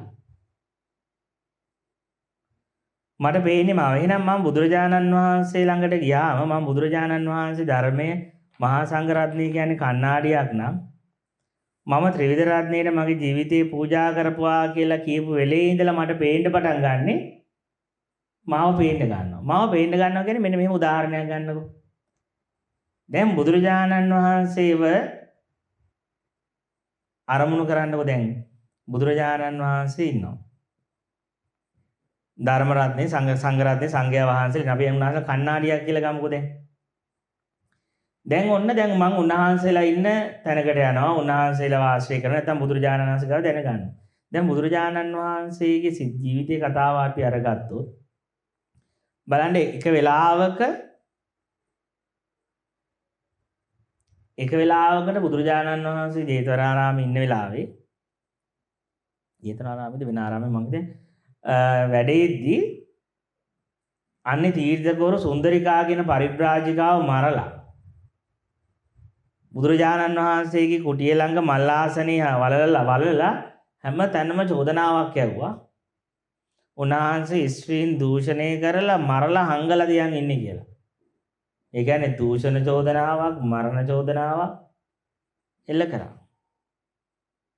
ඊට පස්සේ මේක සාක්ෂි තියනවා කියලා ඊට රජුරුවයි පළාතේ මිනිස්සුයි ඔක්කොගම ඇවිල්ලා හාරලා බලද්දී ඇත්තටම තියෙනවා. කෙලින්ම ආයේ කට උතර නෑනේ ඔප්පුණානේ. කට උතර නෑ ඔප්පුණාට පස්සේ කතාව ඊට පස්සේ මිනිස්සු හැම තැනම බුදුරජාණන් වහන්සේට ගෝලයන්ට බනින්න ගත්තා. පිණ්ඩපාතේ යද්දී අසුචි පාත්‍රයට දැම්මා. අසුචි දැම්ම උඹලට මේවා තමයි හරියන්නේ කියලා නුඹල වගේ මිනිස්සුන්ට කියලා හැම තැනම නින්දා අපහාස. ඉතින් ඒ වෙලාවේ ආනන්ද හාමුදුරුවෝ කියනවා ස්වාමීනි අපි මේ පළාත අතහැරලා යමු. මෙතන ඔබ වහන්සේට ඉන්න සුදුසුත් නෑ. මේ සංඝයා වහන්සේලාට දාන ටිකක් ලැබෙන්නේ නැහැ. පුදු අපහාස විතරයි යන්නේ. ඒතර කියනවා ආනන්ද දැන් අපි මේ ප්‍රදේශයට ගියාට පස්සේ එහෙදිත් අපිට ওই වගේ ප්‍රශ්නයක් නිර්මාණය වුණොත් එහෙම ඔය වගේ බොරු චෝදනාවක් ඉතින් අපි තව තැනකට යමු. එතනදිත් ඔය වගේ කෙනෙක් නිර්මාණය වුණොත් අන්නේ තීර්ථ ගුරු තරහට මෙහෙම දෙයක් කරොත් තව තැනකට යමු. ඉතින් කියන ආනන්ද ඔහොම ගිහිල්ලා අපිට යන්න තැනක් නැති. ආනන්ද තව සතියයි ඔය ප්‍රශ්නේ තියෙන්නේ ඉන්න ටිකක්. නිශ්ශබ්ද. කියලා එච්චරයි. දැන් එතකොට බලන්න දැන් ඔබට දැන් ඔබ කල්පනා කරනවා දැන් ඔබටත් දෙන ඔයගේ ප්‍රශ්නයක්. මේ විදියට මිනිමරුන් චෝදනා දූෂණ චෝදනා ඕගාලා එනවා. ඕගාලේදී අපි මගේ යාළුවෝ සෙටේ කලබල වෙනවා. කලබල වෙච්ච ගමන් මට ටක් ගාලා බුදුරජාණන් වහන්සේව දැක්කනම් ඒ චරිතේ. අන්න එතකොට මට උන්වහන්සේ වෙලාවේ කිසිම චලනයක් නැහැ. ඒ සිද්ධියේ මූණ දීපු විදිය, ඒ සිද්ධියට හැන්ඩල් කරපු විදිය දිහා බලන් ඉද්දි මට දෙනවා මම නිකන් හරියට නිකන් පස්ස කැරිච්ච කඩියෙක් වගේ දඟලනවා. ඒ වුණාට උනාසෙට ඒ ප්‍රශ්නේම ඇවිල්ලා තියෙනවා. එතනදී කිසි වචන දෙකයි තියෙන්නේ. සිංජිමානිකාව බණකේ කියයිදී ඔබ වහන්සේගේ ළමයෙක් ඉන්නවා කියලා කියද්දි ඔබ වහන්සේ දැන් ওই කිරිපිටි හොයලා දෙන්න ඕනේ. ඔයා කණ්ඩ හොයලා දෙන්න ඔබ වහන්සේගේ ළමයෙක් මේ බඩේ ඉන්නේ කියද්දි ඒක නංගි දන්නේ මායෝය විතරනේ කිව්ව එච්චරයි. නංගි ඒක දන්නේ මායෝය විතර දීතන්න බානේ බණකේ කියයිලා ඔය ගෑනු කෙනෙක් ඇවිල්ලා බුදුරජාණන් වහන්සේට මේ ওই බණ කිව්වදී දැන් මගේ ළමයේ බඩේ ඉන්නවා ඔයලා දැන් ගිහලා රසාවක් කළා උයන්ඩ කියද්දි පිටිගේන්න කියද්දි මායෝය විතරයි ඒක දන්නේ නංගි කියද්දි. එතකොට බලන්න කී දෙනෙක් ශ්‍රද්ධාව දින කෙනෙක් ප්‍රශ්නයක් නැහැ. උන්වහන්සේ කවුද කියලා දන්න කෙනෙක්ට අභ්‍යන්තර. කී දෙනෙක් අපහය දෙන්නද? කී දෙනෙක් බන ආයන්නද? ඉතින් ඒක තමයි ඉතින් එච්චරයි කියන්නේ වචන දෙක. දැන් ඉතින් ඔබට එහෙම දෙයක් වෙද්දි ඔබ දඟලලා ගහලා කලප්පු වෙලා හෙට ගිහිල්ලා මෙහෙට ගිහිල්ලා කියලා පිස්සුද මම එහෙමද මෙහෙමද මම නන්නේ කියලා දඟලලා ඒ චරිත රැක ගන්න දඟලනවා කියන්න දඟලනවා ඔප්පු කර ගන්න දඟලනවා. අන්න එක තමයි මිර එකක් කියන්නේ. ඒතර පේනවා බුදුරුණ කල්යාණ මිත්‍රයා දිහා බලද්දී කිසිම තැනකදී කිසිම එකක් වෙලා නැහැ. කිසිම දෙයක් කළා නැහැ. ඒක තමයි ඒකට මට ඒ බුදුහාඳුර ඉස්සරහාදී මට පේන්නේ බුදුහාඳුරනේ මගේ දැඟලින්න. මට මම දැකලා ඒක තමයි කණ්ණාඩිය මට මාව පේන්න ගන්නවා කියන්නේ. කල්යාණ මිත්‍රයා හම්බෙච්ච දවසේ ඉඳලා ඔබට පේන්නේ ඔබේ තියෙන අඩුව පේන්න පටන් ගන්නවා. ඔබේ කැත පේන්න පටන් ගන්නවා. ඔබ කොච්චර පිස්සුවක්ද කල්යාණ මිත්‍රයෙක් කියන කණ්ණාඩිය හම්බුනේ නැත්නම් අපේ පිස්සු සෙට් එක වගේ පිස්සු සෙට් එකක් හිටියොත් ඉතින් අපිට පේන්නේ නැහැ ඒක. ඊ අපේ බෂාරේ ගියායනේ ඉන්නේ. උන්ට විසු අපි දෙවුනුත් ගහගත්තු ගහගෙන මරවොත් මරාගමු බොණ්ඩ ඕනම් බොමු කියන සෙට් එකනේ. ඉතින් ඒ වගේ සෙට් එකේදී අපි ඒක කියලා කල්යාණ මිත්‍රේ කණ්ණාඩියක් කැඩපතක් කරගන්න එපා. එයාලා කැඩපතක් කරගත්තොත් එන විකාරයක් වෙනවා. ඉතින් එතකොට ඒකයි කියන්නේ බුදුරජාණන් වහන්සේට ජීවිත පූජා කරන්නේ. ධර්මයේ සංඝරත්නයේ මේ උත්තම චරිතවලට උත්තමයන්ට ඒ අපේ ජීවිතේ පූජා කරනවා. ඒ ජීවිතේ පූජා කරපු දවසේ ඉඳලා ඒ කියන්නේ ජීවිත පූජාව කියලා කියන ආත්ම පූජාව යටත් වීම කියලා කියන්නේ ඒක වෙන්නේ ඉස්සෙල්ලාම අපිට දැනෙන්නේ ජීවිත පූජාව කරන්න ඉස්සෙල්ලා අපිට ඒ උතුමන් වහන්සේලාගේ ජීවිත කියන ඒවා කණ්ණාඩියක් බවට පත් වෙනවා.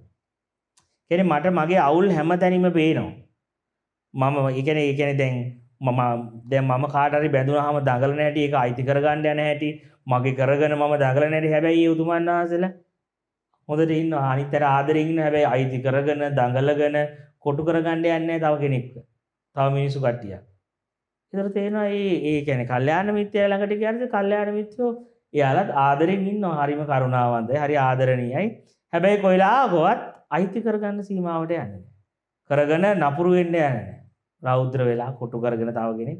ඉතින් ඒක දකිද්දී අපිට ලැජ්ජිත යකෝ මම මෙච්චර කල්යාණ මිත්‍රයෝ ළඟ ඉඳලා මම මට පේන කර මම තාම හරි ආදරය කරන්න ගියත් බැඳිලා අයිති කරගෙන අනිත් මනුස්සයගේ නිදහස නැති කරන දුෂ්ට ස්වභාවය Tamanට පේන්න ගන්නවා. ඒක පේන්න කණ්ණාඩි වෙන්නේ කල්යාණ මිත්‍රයා. කල්යාණ මිත්‍රයා එහෙම නැහැ. මම කාමයේ උස්සේ දුවද්දී උන්වහන්සේ නතර වෙලා. ඒ කියන්නේ අඟුලිමාල හාමුදුරුවෝ ඒකනේ බුදුහාර දැනගත්තේ. අඟුලිමාල හාමුදුරුවෝ කියන ඔබ වහන්සේ නවතින මම නතරලා ඉන්නේ අඟුලිමාල ඔබ දුවනවා. එතකොට උන්වහන්සේට බුදුහාමුදුරුවෝ කණ්ණාඩියක් වුණා උන්වහන්සේගේ දිවිල්ල පේන්න. ඒ නතර වෙච්ච උතුමන් වහන්සේ කැඩපතක් බවට පත් වුණා උන්වහන්සේගේ දිවිල්ල 10 විඩාව දකින ඒ නිසායි උන්වහන්සේ නතර වුණේ. ඒක තමයි කල්යාණ මිත්‍රත්වය කියන්නේ. උන්වහන්සේ ඒක තමයි බුදුරජාණන් වහන්සේ කියන්නේ අපිට අපිව පෙන්වන කැඩපතක්. මට මාව පෙන්වන කැඩපත මගේ අවුල පෙන්වන කැඩපත. ඒකේ කොයිලාවකවත් ඒ පෙන්වන්නේ ඇත්තටම මාවම තමයි. ඒ ගුරුවරයා ඉස්සරහට ගියාට පස්සේ ශාස්ත්‍රඥ වහන්සේ ඉදිරියට ගියාට පස්සේ හොඳට බලාගෙන හිටියොත් තේරෙයි මම හැසිරෙන රටාව මගේ විදිය ඊට වඩා ගුරුවරයා එතකොට අපිට තේරෙනවා අපි කොච්චර අවුල්කද කියන්නේ කල්යාණ මිත්‍රයා ඉස්සරහා ඉද්දි අපිට දැනෙන්න ගන්නවා අපි කොච්චර කුහකද අපි කොච්චර ඊර්ෂ්‍යාකාරද අපි කොච්චර නපුරුද අපි බෙදනවටක් ගාලා මිනිසුන්ව ජාති වශයෙන් මිය වශයෙන් අපි මහා ලොකුකමක් දැන් ජේසුස් වහන්සේ ඒකනේ ගෝලිය ඉස්සරහා ගෝලයන් කකුල් දෙක හොදන්නේ. ඉතින් මේ ජේසුස් වහන්සේ ගෝලයන්ගේ කකුල් දෙක හොදද්දී ඒතර ගෝලයන්ට කණ්ණාඩියනේ තමන්ගේ මාන්නනේ පේන්නේ. ගුරුවරයා එතන නම් ඉන්නේ ශිෂ්‍යයන්ට පෙන්න ගන්නවා. අපි කොතනද ඉන්නේ? අපේ මනස කොතනද තියෙන්නේ? කණ්ණාඩියක් වෙනවා. දැන් බුදුරජාණන් වහන්සේ පවා සමහර තැන්වලදී ඒ බුදුරජාණන් වහන්සේ පවා ඒ අර මට මතකයි නේද සාරිපුත්ත හාමුදුරන්ට හරි සිවුරක් මහද්දී බුදුරජාණන් වහන්සේත් ගිහිල්ලා ඒ සිවුර මහන්න උදව් කරනවා ආනන්ද හාමුදුරුවෝ කපු කටිනවා බුදුහාමුදුරුවෝ නූල් ගිහිල්ලා ගෙල්ල දෙනවා. ඒ කියන්නේ ඒ ඉන්න තැන. එතකොට ඒ සාස්ෘණාංශගේ ජීවිතයක් දැක්කට පස්සේ අපි හිතන කොච්චර පහළ තැනකද ශිෂ්‍යයාගේ සිවුරක් මහන්න මහන්සි වෙන තැන ගුරුවරයා ඉන්නේ. එතකොට බලන්න උන්වහන්සේක දැක්ක ගමන් අපිව ෂොක් වෙලා වගේ අපිට. අපිව ෂොක් වෙනවා. ඒක දැක්ක ගමන්ම අපි කොච්චර මාන්නක්කාරද. උන්වහන්සේ අපිට කණ්ණාඩියක් වෙනවා අපේ මාන්නේ පෙන්වන්න. අපේ ලොකුකම පෙන්වන්න. ඉතින් අන්න ඒ වගේ දැන් මෙතකොට මේ බුදුරජාණන් වහන්සේට සැරෙන්ඩර් වෙන්න ඉස්සෙල්ලා යටත් වෙන්න ඉස්සෙල්ලා අපි බුදුරජාණන් වහන්සේ එකයි කියන්නේ අපිට අපිව දකින්න තථාගතයන් වහන්සේ කියන්නේ කණ්ණාඩියක්. සංඝරත්නය කියන්නේ සාරිපුත්ත මහ රහතන් වහන්සේලා ඒ සත්‍ය අවබෝධයේ මාර්ගය යන උතුමන් වහන්සේලා අපිට කණ්ණාඩියක් වෙන්න ගන්නවා. ඒ ධර්මයේ කණ්ණාඩියක් වෙන්න පටන් ගන්නවා. ඒ බුද්ධ රත්නයේ ධර්ම රත්නයේ සංඝ රත්නයේ කියන ඒක අපි ඒ ත්‍රිවිධ රත්නයේ තේරුම් ගන්න ඒ අපේ ශ්‍රද්ධාව කියලා කියන්නේ අපිට පුදුමාකාර ඇතුලෙන් එනවා. ඉතින් මටත් මෙහෙම වෙන්න පුළුවන් නම් මට මොකද ඒ නිශ්චල කණ්ණාඩි හරි නිශ්චලයි. කණ්ණාඩි කැළඹෙන්නේ නැහැ. කණ්ණාඩි කවුරු ඉස්සරහට ආවත් අයිති කරගන්න යන්නේ නැහැ. කාටවත් වෛර කරන්න යන්නෙත් නැහැ. කාටවත් කවුරු ඉස්සරහට ආවත් ඉරිසියා කරන්නෙත් නැහැ. ඒක ගුරුවරයා ඉස්සරහා ඔබට පේන්න පටන් ගන්නවා ඒ ස්වභාව ටික. ඒ කියන්නේ මම කැළඹෙන තැන ඒ ගුරුවරයන් කැළඹෙන්නේ නැතුව ඉන්නේ හැටි. මම කලබල වෙන තැන මම අයිති කරගන්න තැන එයා අයිති නොකරගෙන ඉන්නේ හැටි. මම ප්‍රශ්නේදී දමල ගහලා දුවද්දි ගුරුවරයා එතන ඉන්නේ හැටි. දැන් ආනන්ද හාමුදුරුවෝ දමල ගහලා යන්නනේ ගියේ. බුදුහාම හෙලවුන්නේ නැහැ. දැන් සමහර තැන්වල තියෙනවා බුදුරජාණන් වහන්සේට වස් කාලවල සමහර බ්‍රාහ්මණයෝ දානෙට වස් කාලේ ආරාධනා කරන වස්සසන්නේ. හැබැයි දාන දෙන්නේ නැහැ. ඉතින් ඊට පස්සේ සමහර කාලවල උන්වහන්සේ මේ ආනන්ද හාමුදුරුවෝ සංඝයා වහන්සේලා දාන්නේ නැහැ. ඊට පස්සේ අශ්වයන්ට දෙන ආහාර මිනි විසි කරලා අශ්වයන්ට දෙන කෑම වලින් ප්‍රෝටීන් හදලා අනුභව කරනවා. ඉතින් බුදුහාමුදුරුවෝ කියන සාදු සාදු ඒක තමයි වහන්නේ සංඝයා කියන්නේ සංඝ රත්නය කියන කවදාකවත් වික්ෂුන් වහන්සේලා කිසි දෙයක් චෝදනා කරන්නේ අරක නැහැ මේක නැහැ. තේන්නේ මොනවද කණ්ඩ නැත්තම් සත්තුන්ට තියෙන කෑම හරි ගත්තා ඒ වගේ රොටියක් හැදුවා කෑවා. ඒත් නැත්තම් වතුර ටිකක් බීලා හිටියා එච්චරයි. ඉතින් එතකොට බලන්නකො දැන් එතකොට ඔන්න ඕක දකිද්දි ඕක තමයි සංඝ රත්නය කියලා කියන්නේ. හැබැයි එතකොට අපි මේ කෑම වල අරගමදි මේකදී චී මේක කියද්දි අපිටම ලැජ්ජ හිතෙනවා නේද? ඒක උන්වහන්සේලා කණ්ණාඩි. අපි කෑම ගැන හිතද්දි උන්වහන්සේලා විදිහට උන්වහන්සේලා අපිට කණ්ණාඩියක් වෙන්න ගන්නවා. ඒ චරිත කතා බලද්දී ඒවා අපි දකිදී ජීවිතේ දකිද්දි. ඉතින් එතකොට දැන් මේ කණ්ණාඩිය කියන කතාව ඔන්න ඔය පැත්තෙන් අපි තව ටිකක් තේරුම් ගද්දී ඊට පස්සේ අපි දැන් ඔන්න අපි ඊට පස්සේ මොකද කරන්නේ?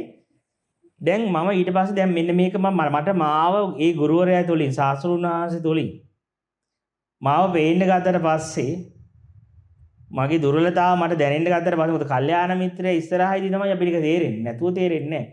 අපි වගේම වෛර කරන මිනිස්සු ගොඩක් ඉද්දි අපිට වෛරේ නරකක් කියලා තේරෙන්නේ නැහැනේ. අපි වගේම බැඳින් හදා ගන්න අය ගොඩක් ඉද්දි අපිට තේරෙන්නේ නැහැනේ. ඒ බැඳෙන තැන්වලත් නොබෙදී ඉන්න කෙනා දකින්න දැන් තමයි අපිට අපිව තේරෙන්න පටන් ගන්නකොට මෙන්න මෙහෙම ජීවිතයක් ගත කරන්න පුළුවන් මේ ලෝකේ. මෙහෙම උත්තරම ජීවිත ගත කරපු අය ඉන්නවනේ. මෙච්චර ಗುಣ ශරීර තියෙනවනේ. කියලා එතකොට තමයි අපිට හදවතට දැනෙන්නේ අර ජීවිතේ. නැත්නම් අපිත් ඉන්නේ අර තරගේ නම් අපිට තේරෙන්නේ අපි ඉන්නේ තරංග වල කරන මිනිස්සු අතරම නම් අපිත් කරන්නේ තරංග කරලා ජොබ් කර කර තරංගකාරී ජීවිතේ තමයි අපිත් යන්නේ. ඒ අපිට කණ්ණාඩිය වශයෙන් පේන්නේ යානේ. ඒතර තේරුම් ගන්න කල්යාණ මිත්‍රයා කියන එකෙන් අදහස් කරන්නේ සාසුරුන් වහන්සේ කියන්නේ අපිට කණ්ණාඩියක්. අපිට අපේ අවුල පේන්නනවා සහ අපි යන්න ඕන තැනත් අපිට පේන්නනවා. අන්න ඒ විදිහට ওই කණ්ණාඩිය කියන එක අපි තේරුම් අරන් යද්දී ඊට පස්සේ ඔන්න අපි දැන් මේ දවස්වල කතා කරන්නේ සරෙන්ඩර් කියලා යටත් වීම. ඔන්නෝක දැනුණාට පස්සේ හදවතට බුදුරජාණන් වහන්සේ කෙරෙහි ධර්ම රත්නේ සංඝ රත්නේ කෙරෙහි ශ්‍රද්ධාව ඇති වුණාට පස්සේ අපි කියනවා මගේ ජීවිතේ මම ඔබ වහන්සේට පූජා කරනවා. බුද්ධ රත්නයට, ධර්ම රත්නයට, මහා සංඝ රත්නයට මගේ ජීවිතේ පූජා කරනවා කියලා ඔන්න දැන් සරෙන්ඩර් කරනවා. සරෙන්ඩර් කරනවා ජීවිත පූජාව කරනවා කියන එකෙන් අදහස් කරන්නේ මම උන්වහන්සේව මගේ ආත්මය උන්වහන්සේට දුන්නා. දැන් ඒකේ පාලනය තියෙන්නේ මගේ අතේ නෙවෙයි. දැන් සම්පූර්ණ පාලනය තියෙන්නේ බුද්ධ රත්නය අතේ. කියන්නේ මගේ ජීවිතේ තථාගතයන් වහන්සේට දීලා තියෙන්නේ. ධර්මයට දීලා තියෙන්නේ. මගේ ජීවිතේ මහා සංඝ රත්නයට දීලා තියෙන්නේ. එතකොට දැන් අදින් පස්සේ මට තරහ ගියාට මට අයිතියක් නැහැ කාටවත් බනින්න. මොකද බුදුරජාණන් වහන්සේ නිඳා කරලා නැහැ. දැන් මගේ ආත්මය දීලා නම් මට බෑ එහෙම මිනිස්සුන්ට කතා කරන්න බනින්න. අපහාස කර ඉරිසියා කරන්න. මොකද එන්න පුළුවන් ආවට මට ටක් ගාලා මතක් වෙනවා මම පූජා කරපු මම පූජා වෙච්ච කෙනෙක්. මගේ ආත්මය දීලා තියෙන සංඝ ගුණයට. එතකොට මම දැන් මට අයිති කෙනෙක් නෙවෙයි. මම උතුම් ගුණයකට අයිති කෙනෙක්. මම නෑ දැන් ඒ ආත්මය දීලා ඉවරයි. මාව පූජා කරලා ඉවරයි. පැවිද්දට සංඝ රත්නයට. ඒ නිසා මගේ හිත කියන්න පුළුවන් ඔබ මෙහෙම කරපන්, ඔබ බැඳීම් හදාගනින්, ඔබ මෙහෙම කරපන් කියලා. ඒ වුණාට ටක් ගාලා බලන්න මේ සිවුර පුරන් ඉන්නේ. මම පූජා වෙච්ච කෙනෙක්. පැවිද්ද කියන්නේ ඒක නෙවෙයි. මට අයිතියක් නෑ දැන් බැඳීම් හදාගන්න. මට අයිතියක් නෑ දැන් ලොකුකම තියාගන්න. මට අයිතියක් නෑ දැන් මිනිහෙට බනින්න. මොකද මට අයිතිය තිබ්බා දැන් පූජා කරන්න ඉස්සෙල්ලා. දැන් මට මාව අයිති නෑ. දැන් ඒකට අනුවයි මාව හැඩගැස්ම මට යටත් වෙන්න ඕනේ. ඒ ස්වභාවයට අනුව. ඒ ස්වභාවයේ මේ ප්‍රශ්නෙට මුහුණ දුන්නේ කොහොමද? මට සිද්ධ වෙන මේ විදිහට මුහුණ දෙන්න විතරයි. මොකද මට දැන් ජීවිතේ කියන්නේ ඒක තමයි සැරෙන්ඩර්. ඒක තමයි ආත්ම පූජාව. බලන්නකෝ එතකොට මාව ඉහළ ගුණයකට ඉහළ ස්වභාවයකට මාව දීලා ඉවරයි.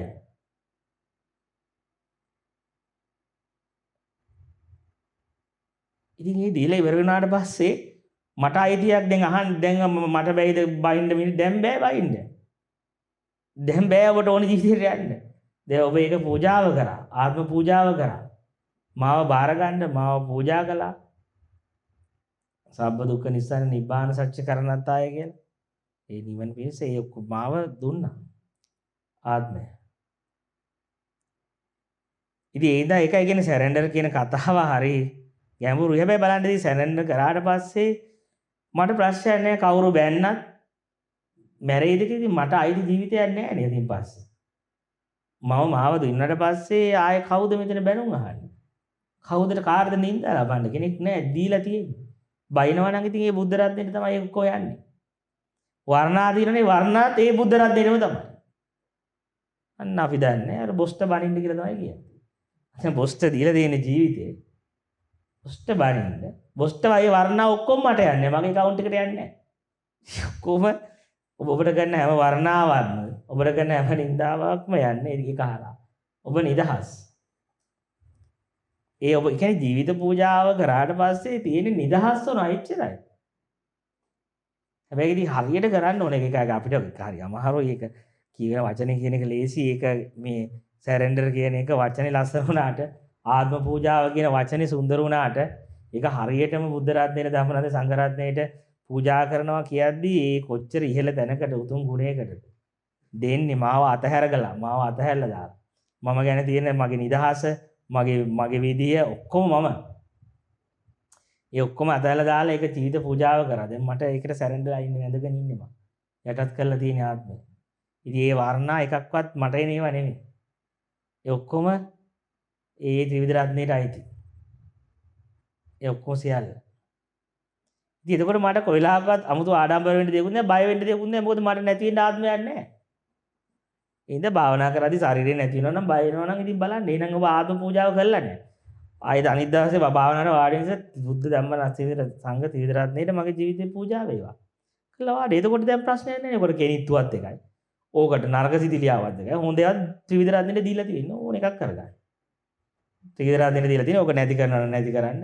මරනවා නම් මරන්න. දුක් දෙනවා නම් ඕකට දුක් දෙන්න.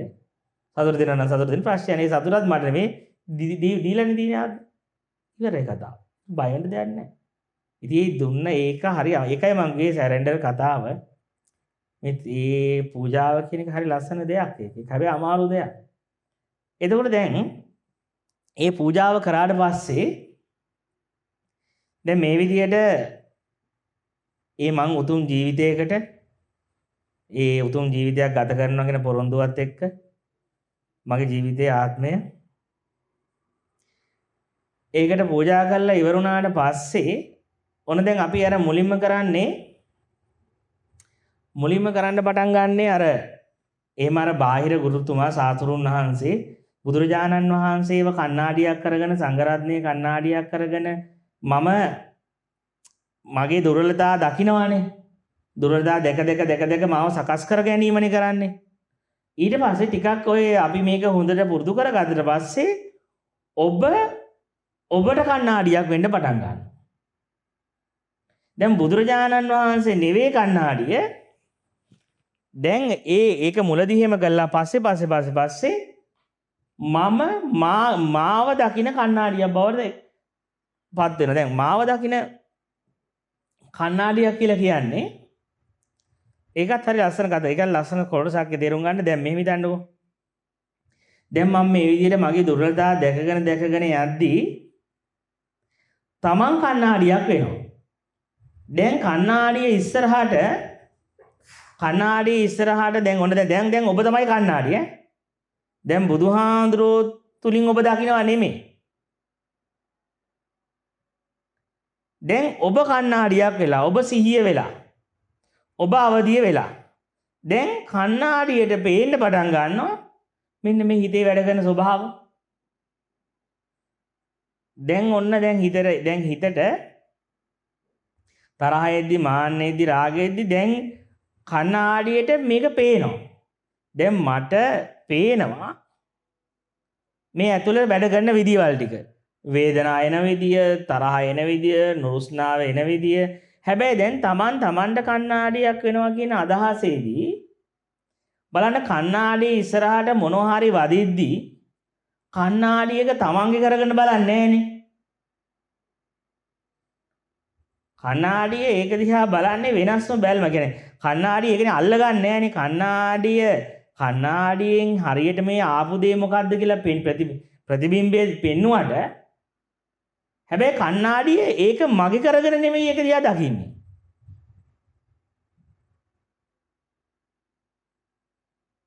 අන්න ඒ වගේ අපිට හොඳට මේ 100 කියන එක ගැඹුරට වැඩෙද්දී අපිට තේරෙන්න ගන්නවා දැන් මට පේන්න පටන් ගන්නවා මගේ දුර්වලතා ටික.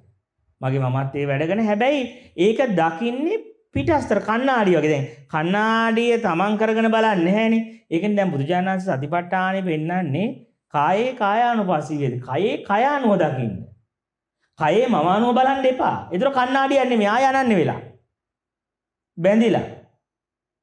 කණ්ණාඩිය දැක්ම කියන්නේ වෙන එකක්. වේදනාන කියන්නේ වේදනාව වශයෙන් දකින්න. සිතේ සිත අනුව දකින්න. ධම්මේ ධම්මානුපස්සී ධර්මයෙන් ධර්මතාව විදිහට දකින්න. එතකොට ඒ එකක්වත් කයේ මම අනුව මම කය විදිහට වේදනාව මම විදිහට එහෙම බලන්නේ නැහැ. එතකොට තේරුම් ගන්න මම කණ්ණාඩිය බවට පත් වුණාම දැන් මගේ කට කපලා වේදනාව තියෙනවා. ඉතින් මං කණ්ණාඩියක් විදිහට බලනවා ඒක. දකින්න මුළු වේදනාවම බලනවා. කණ්ණාඩිය අල්ලගන්නේ නැහැ. මම සිත දකිනවා කණ්ණාඩියක් ඉදිරිය. දැන් කණ්ණාඩිය කොහෙද කියන්නේ මේක නරකයි මේක හොඳයි මේක එන්න එපා. එහෙම මුකුත් කියන්නේ ඕන කෙනෙක් පිළිගන්න නැහැ. කිසිම දෙයක් බදලා අල්ලන්නේ නැහැනේ. තමන් නොවීන එක දකින්නේ කණ්ණාඩියේ. හැබැයි කණ්ණාඩියට දෙකක් කියලාත් නැහැ. කණ්ණාඩියට අර වදින රූප එකක් මම වෙනම කියලා එකක් තියෙනවද? වෙනම කෙනෙකුත් නැහැනේ කණ්ණාඩිය කොහෙවත් පිටිපස්සේ. හැබැයි කණ්ණාඩිය එකක් කියලා අල්ලන්නෙත් නැහැ. දෙකක් කියන්නෙත් නැහැ එකක් කියන්නෙත් නැහැ. හැබැයි බැඳෙන්නේ කිසි රූපයක්. එකක් කියවන්නෙත් නැතුව දෙකක් කියවට කියන්නේ නැතුව නොබෙදෙනවා. අන්න ඒ වගේ තමයි මේ චිත්තානුපස්සනාවේදී අපි කරන්නේ. සිතේ සිත අනුව කණ්ණාඩියක් විදිහට දකිනවා. ඒ කියන්නේ ඒක මම නොකිය. හැබැයි ඒක කමන්නේ රාගය ඔක වෙනස් කරන්න යන්නේ නැහැ. එයි අනේ මට රාගය එහෙම නැහැ. ඒ වෙලාවේ පේන එක බලනවා. ඉස්සර නම් මට රාගෙ තිබ්බේ නැහැනේ දැන් කියලා. නෑනේ කණ්ණාඩියේ ප්‍රශ්නයක් නැහැ. කණ්ණාඩිය අර මංගේ කොයිලාකවත් කණ්ණාඩිය අතීතේ ඉන්නේ නැහැ කියලා. අනාගතයේ දෙක ඉන්නේ කණ්ණාඩිය ඒ වෙලාවේ පිළිඹු වෙන දේ දකිනවා. ඒ වගේ තමයි මං කණ්ණාඩියක් වුණාට පස්සේ මම මගේ පිළිඹුව දකිනවා. කයේ වේදනාව දකිනවා. ඉතින් රාගය හරි විරාගය හරි ඔක්කොම දකිනවා. හැබැයි ඒ විරාග සිතවත් මං කරගන්නේ නැහැ. මේ මගේ විරාගය මගේ දැන් රාගේ නැහැ. මං විරාග වෙලා මං මෛත්‍රී සිත මගේ අමෝහ සිත එහෙම නැහැනේ කණ්ණාඩි ඉස්සරහට එහෙම එකක් නැහැ. කණ්ණාඩියට එහෙම එකක් නැහැ. කොයිලාකවත් අර හොඳ එක මම නරක එක මම නෙවෙයි කියලාවත් නැහැ. ඒ ඔක්කොම දිහා එකම හැන්ද තියෙන්නේ. ඒ ඔක්කොම දිහා බලන්නේ එකම හැන්දේ. කණ්ණාඩි. ඒතර තමන්ට කණ්ණාඩියක් වෙනවා කියන එකෙන් අදහස් කරන්නේ තමන්ට තමන් කැඩපතක් වෙන්න. තමන්ට කණ්ණාඩියක් වෙන්න කියන එකෙන් අදහස් කරන්නේ වර්තමානයේ දකින්න. වර්තමානයේ අල්ලගන්න නැතුව තමයි. මම කරගන්න නැතුව මගේ සිත අනේ මට එම නරක සිතුවිලි එනවා මට හොඳ සිතුවිලි එනවා මට පුදුම වේදනාවක් කියලා එහෙම බලන්නේ නැහැ. කණ්ණාඩියක් විදිහට දකින්න. ඒකට අනන්නේ නොවි දකින්න. ඒක තමයි භාවනාව කියලා කියන්නේ. ඒක තමයි භාවනා කරනවා කියලා කියන්නේ. වෙන එකක් නෙවෙයි. අන්න ඒ විදිහට ඊට පස්සේ ටික තමන් දැන් සතිපට්ඨානෙ ගැඹුරට යද්දී දැන් ඔබ ඔබේම කණ්ණාඩිය වෙලා. ඒ කණ්ණාඩිය තුලින් දැන් ඔබට ඔබව පේන්න පටන් අරන්. ඔබ තුලින් ඔබ දකින්න. ඒ කියන්නේ අර නොබෙදෙන ස්වභාවය තුලින් බැඳෙන ස්වභාවය දකින්න. අර ඇලෙන්නේ නැති ස්වභාවය තුලින් ඉඳගෙන ඇලෙන ස්වභාවය දකින්න. ඒක තමයි සිහිය කියලා කියන්නේ. ඒ හැම එකක්ම පේන්න ගන්න. හරිද? ඒ වගේ වර්තමානයේ මම නොකරගත්ත ඇහැකින් දැනීම කියන දැනකින් සියල්ල දකිනවා. ඒ කියන්නේ දැන් කණ්ණාඩිය මම දකිනවා කියලා ගන්න නෑනේ. නිකන් වර්තමානයේ පිළිබිඹු වෙනවා. අන්න ඒ වගේ තමයි වර්තමානයේ මම 100% යනවා සත්‍යම. පූර්ණ සිහිය තියෙනවා. හැබැයි මේ පූර්ණ සිහිය තියෙනවා. ඒ සිහියේ වර්තමානයේ පේන ඇහෙන දැනෙන ඔක්කොම ගැන සිහිය තියෙනවා. අසියෙන් ඉන්නව නෙවෙයි. හැබැයි වර්තමානයේ මම කියලා පිහිටගත දැනක් නැහැ. කේන්ද්‍රයක් නැහැ. දැනීම තියෙනවා. පේනවා කියලා දැනීම තියෙනවා. සිතෙනවා කියලා දැනීම තියෙනවා. ඒ දැනීමත් එක්ක ඉන්නවා. ඔබ දැනීම බවට පත් වෙන වර්තමානයේ කණ්ණාඩිය කියන්නේ වර්තමානයේ පේනවනේ. එන ඕන එකක් පේනවා. එච්චරනේ. ඒ පෙනී මැරෙන එක කවුරුත් පෙන්නන්න එක්කත් එහෙම කෙනෙක් නෑ. නොපෙන්නා ඉන්න කෙනෙක්වත් එහෙම නෑ. අන්න එතෙන්ටපත් වෙනවා. ඉතින් එතකොට අන්න දැන් එතකොට තමන්ට දැන් තමන්ගේ අතර හොඳ ෂාප් වෙලා. දැන් තමන්ගේ ඉස්සර මගේ කණ්ණාඩිය අපිරිසුදු වෙලා ඉඳනේ බුදුහාරේ කණ්ණාඩිය මාව දැක්කේ. බුදුහාරේ කණ්ණාඩිය මාව දැක්කේ මගේ කණ්ණාඩිය දුවිලි තිබ්බා, ජරාව තිබ්බා. ඒ මගේ ජරාව පෙවුණා බුදුහාරේ කණ්ණාඩියෙන් බලද්දි. දැන් මගේ කණ්ණාඩිය පිරිසුදු වෙන්න ඒකෙන් මේක පේන්න ගන්නවා. ඒකේ තියෙන ඔක්කොම පේන්න පටන් ගන්නවා. ඒක මම නොකරගෙන දකිනවා. කණ්ණාඩියක් විදියට. නොබෙදෙන්න පටන් ගන්නවා. එතකොට එන්න මේක හොඳට ෂාප් වෙන්න ගන්නවා. හොඳට එන්න දවසින් දවස ඔබට තේරෙන්න ගන්නවා හරි පුදුම විදියට තමන්ගේව තමන් නොකරගෙන දකින්න අර දුවිලි ඉතුරු වෙලා තියෙන තට්ටු ටික මැකිලා යනවා. අතුරුදහන් වෙලා යනවා. තව හොඳට එන්න තමන්ගේ ඇතුළ පිරිසුදු වෙනවා, ෂාප් වෙනවා, දියමන්ති වගේ. වෙන්න පටන් ගන්නවා. ඒ ඩයමන්ඩ් සූත්‍රවල කියන්නේ දියමන්ති හිතක් වගේ. හයියයි. ඊට පස්සේ ඉතින් මෙන්න මේ විදිහට ඔබ ඩයමන්ඩ් වගේ දියමන්ති වගේ ඔබගේ ඇතුළ පිරිසුදු ෂාප් කණ්ණාඩියක් වෙන්න ගත්තට පස්සේ ඔබට ඔබේ දුර්වලතා පේන්න ගත්තට පස්සේ ඒකට නොබෙදෙන්න ගත්තට පස්සේ මමත්වයෙන් අයින් නොකරගෙන දකින්න ගත්තට පස්සේ ඊට පස්සේ ඔන්න ඔබ කණ්ණාඩියක් වෙනවා ආයේ අනිත් අයට. ඊට පස්සේ ඊට පස්සේ ඔබ බුදුහාඳුරුවන්ව සරණ ගිහලා සැරෙන්ඩර් කරලා ඔබගේ කණ්ණාඩිය සුද්ධ කරාට පස්සේ ඔන්න සුද්ධ වෙච්ච ඔබේ කණ්ණාඩියෙන් ඔන්න අනිත් අයට දේවල් පේන්න ගන්න. එයාලව පේන්න පටන් ගන්න. එහෙම තමයි මේ ආධ්‍යාත්මික පරම්පරාව එන්නේ. ගුරුවරයාගෙන් ශිෂ්‍යයට ආයෙ ශිෂ්‍යයා තව එයා ගුරුවරයෙක් කණ්ණාඩියක් වෙනවා තව ශිෂ්‍යයෙක්ට. එහෙම තමයි මේ බුද්ධ පරම්පරාව මෙච්චර කාලයක් ආවේ අපි ළඟට. ඒ බුදුරජාණන් වහන්සේගේ ඉගැන්වීම මේ තාක් කාලයක් අපි ළඟට ආවේ එහෙම කණ්ණාඩි අපේ කල්යාණ මිත්‍රෝ අපිට කණ්ණාඩි වුණා. අපි අද කණ්ණාඩියක් වෙනවා තව කෙනෙක්ට. එතකොට මේ පරම්පරාව නිමි පරම්පරාවක් වෙන්නේ නැහැ.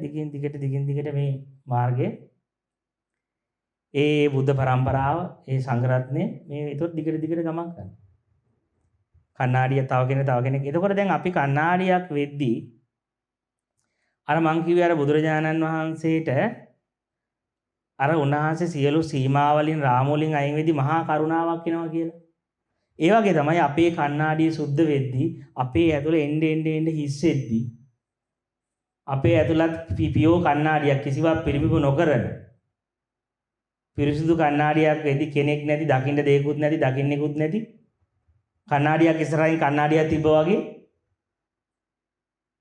ඒ මමත්වයෙන් තොර අත්දැකීමට යද්දී අපි මේ සිහිනෙන් අවදි වෙනවා. ඒ අවදි වෙන්න අපේ ඇතුළේ බ්ලැන්ක් වෙන්න ඇතුළේ හිස් වෙන්න සිතිවිලි වලට තියෙන බැඳීමේ අයින් වෙලා අපි එන්න අවදිය බවට අපිපත් වෙද්දී අපිත් අර කණ්ණාඩිය බවට පත් වෙද්දී අපේ ඇතුළේ අර පිරිසුදු බව ෂාප් වෙලා කණ්ණාඩිය වෙන්න ගත්තට පස්සේ ඒ අවකාශමය ස්වභාවය ඇතුළේ අවදිමය ස්වභාවය වැඩෙන්න ගත්තට පස්සේ අන්න එතනින් අපේ ඇතුළේ තර බුදුහාමුදුරුවෝ තිබ්බ කරුණාවේ මතුවෙන්න ගන්නවා. ඒ කරුණාව අපේ කරුණාවක් නෙවෙයි. ඒක මම හදාගත්ත එකක් නෙවෙයි. ඒක අර හිස් බව තුලින් එන එකක්. මමත්වයේ ගෙවීම ඇතුලින් මතුවෙන එකක්. ඒක මට අයිති එකක් නෙවෙයි. ඒක අයිති බුදුහාමුදුරුවන්ට. ඒක බුද්ධ ස්වභාවය තුලට අයිති එකක්. ඒ ආදරේ මට හිතලා ගන්න බෑ. අපි දන්නේ අර බැඳීමක් එක්ක එන ලව් කියන එක විතරයි. ඒ වුණාට අර මමත්වයේ අයින් වෙලා අර මගේ ඇතුළේ අර රාමුව අයින් වෙලා සීමාවන් අයින් වෙලා යද්දී අපේ ඇතුළේතර ඒ කරුණාව ඒ කරුණාවට අයිතිකාරයෙක් නෑ. ඒ නිසා අපි ඒක බුදුන්ට පූජා කරනවා. බුදුන්ගේ කරුණාව. ඒක මට අයිති දෙයක් නෙවෙයි. මම ලොකුක මට හදා ගන්න පුළුවන් දෙයක් නෙවෙයි ඒක. ඒක මමත්වයේ අයින් වෙන ප්‍රමාණයට ඇතුළේ මතුවෙන එක. මේ මමත්වයෙන් අයින් වෙන නිදහස් වෙන ප්‍රමාණයට අරක ඇතුළෙන් අනන්ත කරුණාවක්. අනන්ත ප්‍රේමයක්. ඒක වචනින් කියන්න බෑ. ඒක මේක හිතලා ගන්නත් බෑ. ඒක අර එන්න අපේ ඇතුළාන්තේ බ්ලැන්ක් වෙන්න ඒ අත්දැකීම ලබන්න ඒක වචනින් කියන්න බැරි විදිහට අපේ ඇතුළෙන් පිටාරෙන්න ගන්නවා. එතකොට අර බුදුරජාණන් වහන්සේ ඇතුළ මතුවෙච්ච ඒ කරුණාව අපේ ඇතුළාන්තයෙන් මතුවෙන්න ගන්නවා. ඒ කරුණාව නිසා තමයි අනිත් මිනිස්සුත් අපි මිනිස්සු ළඟට ගියාට පස්සේ ඒ මිනිසුන්ට ඒක දැනෙන්න බෑ. ඒක හරි පුදුම මිනිස්සෙක්. එයා ළඟ ඉද්දි මිනිසුන්ට තේරෙනවා එයාගේ ඇවිදීම තුළ, එයාගේ වචන ඇතුලේ, එයාගේ ක්‍රියාකරක මේ හැම දෙයකමින් ආදරය ගලන්නේ. එයාගේ වචනයක් අහගෙන හිටියත්, එයාගේ ඇවිදීමක් බලාගෙන හිටියත්, එයාගේ ක්‍රියාවක් බලන් හිටියත් ඒ හැම එකක්ම හරිම. ඒ දිහා බලාගෙන ඉද්දි ඒක කණ්ණාඩියක් වෙනවා අනිත් කෙනාට. එහාට ටක් ගාලා එයාව නතර වෙනවා. අර එයාගේ ඇතුලේ තියෙන බුදු ස්වභාවය මතුවෙන්න ගන්නවා. අර එයාගේ ඇවිදීම, එයාගේ කතා කිරීම, එයාගේ ජීවිතය දිහා පේන්න ගන්නවා අනිත් කෙනාට. එතකොට එයාගේ ඇතුලේ තියෙනවනේ අර බුදු ස්වභාවය. ඒක ටක් ඉක්මනට එයාට. කියන්නේ එයා අර අනිත් කෙනාට වචනින් කියන්න බැරි විදිහට සංවේදී වෙන්න ගන්න, දැනෙන්න ගන්න. එතකොට තමයි යාට දෙන්නේ මගේ ජීවිතේ පූජා කරනවා බාන්නේ. කියලා ඊට පස්සේ එයා යාගේ ආත්ම පූජාව කරනවා. මොකද අර ස්වභාවයේ ෆීල් වෙච්ච, අර ස්වභාවයේ දැන් ඒකේ නම ඒක තමයි අපේ රියල්. ඒක තමයි අපේ සැබෑව. අන්නේ එතනින් තමයි අපි බුදුන් අඳුරගන්නේ. දැන් පැයකමාරක් විතර ගිහින් ඉතින් හැමදෙනාටම කැඩපත වෙන්න ලැබේවා කියලා ප්‍රාර්ථනා කරනවා. එහෙනම් හැමදෙනාටම තෙරුවන් සරණයි.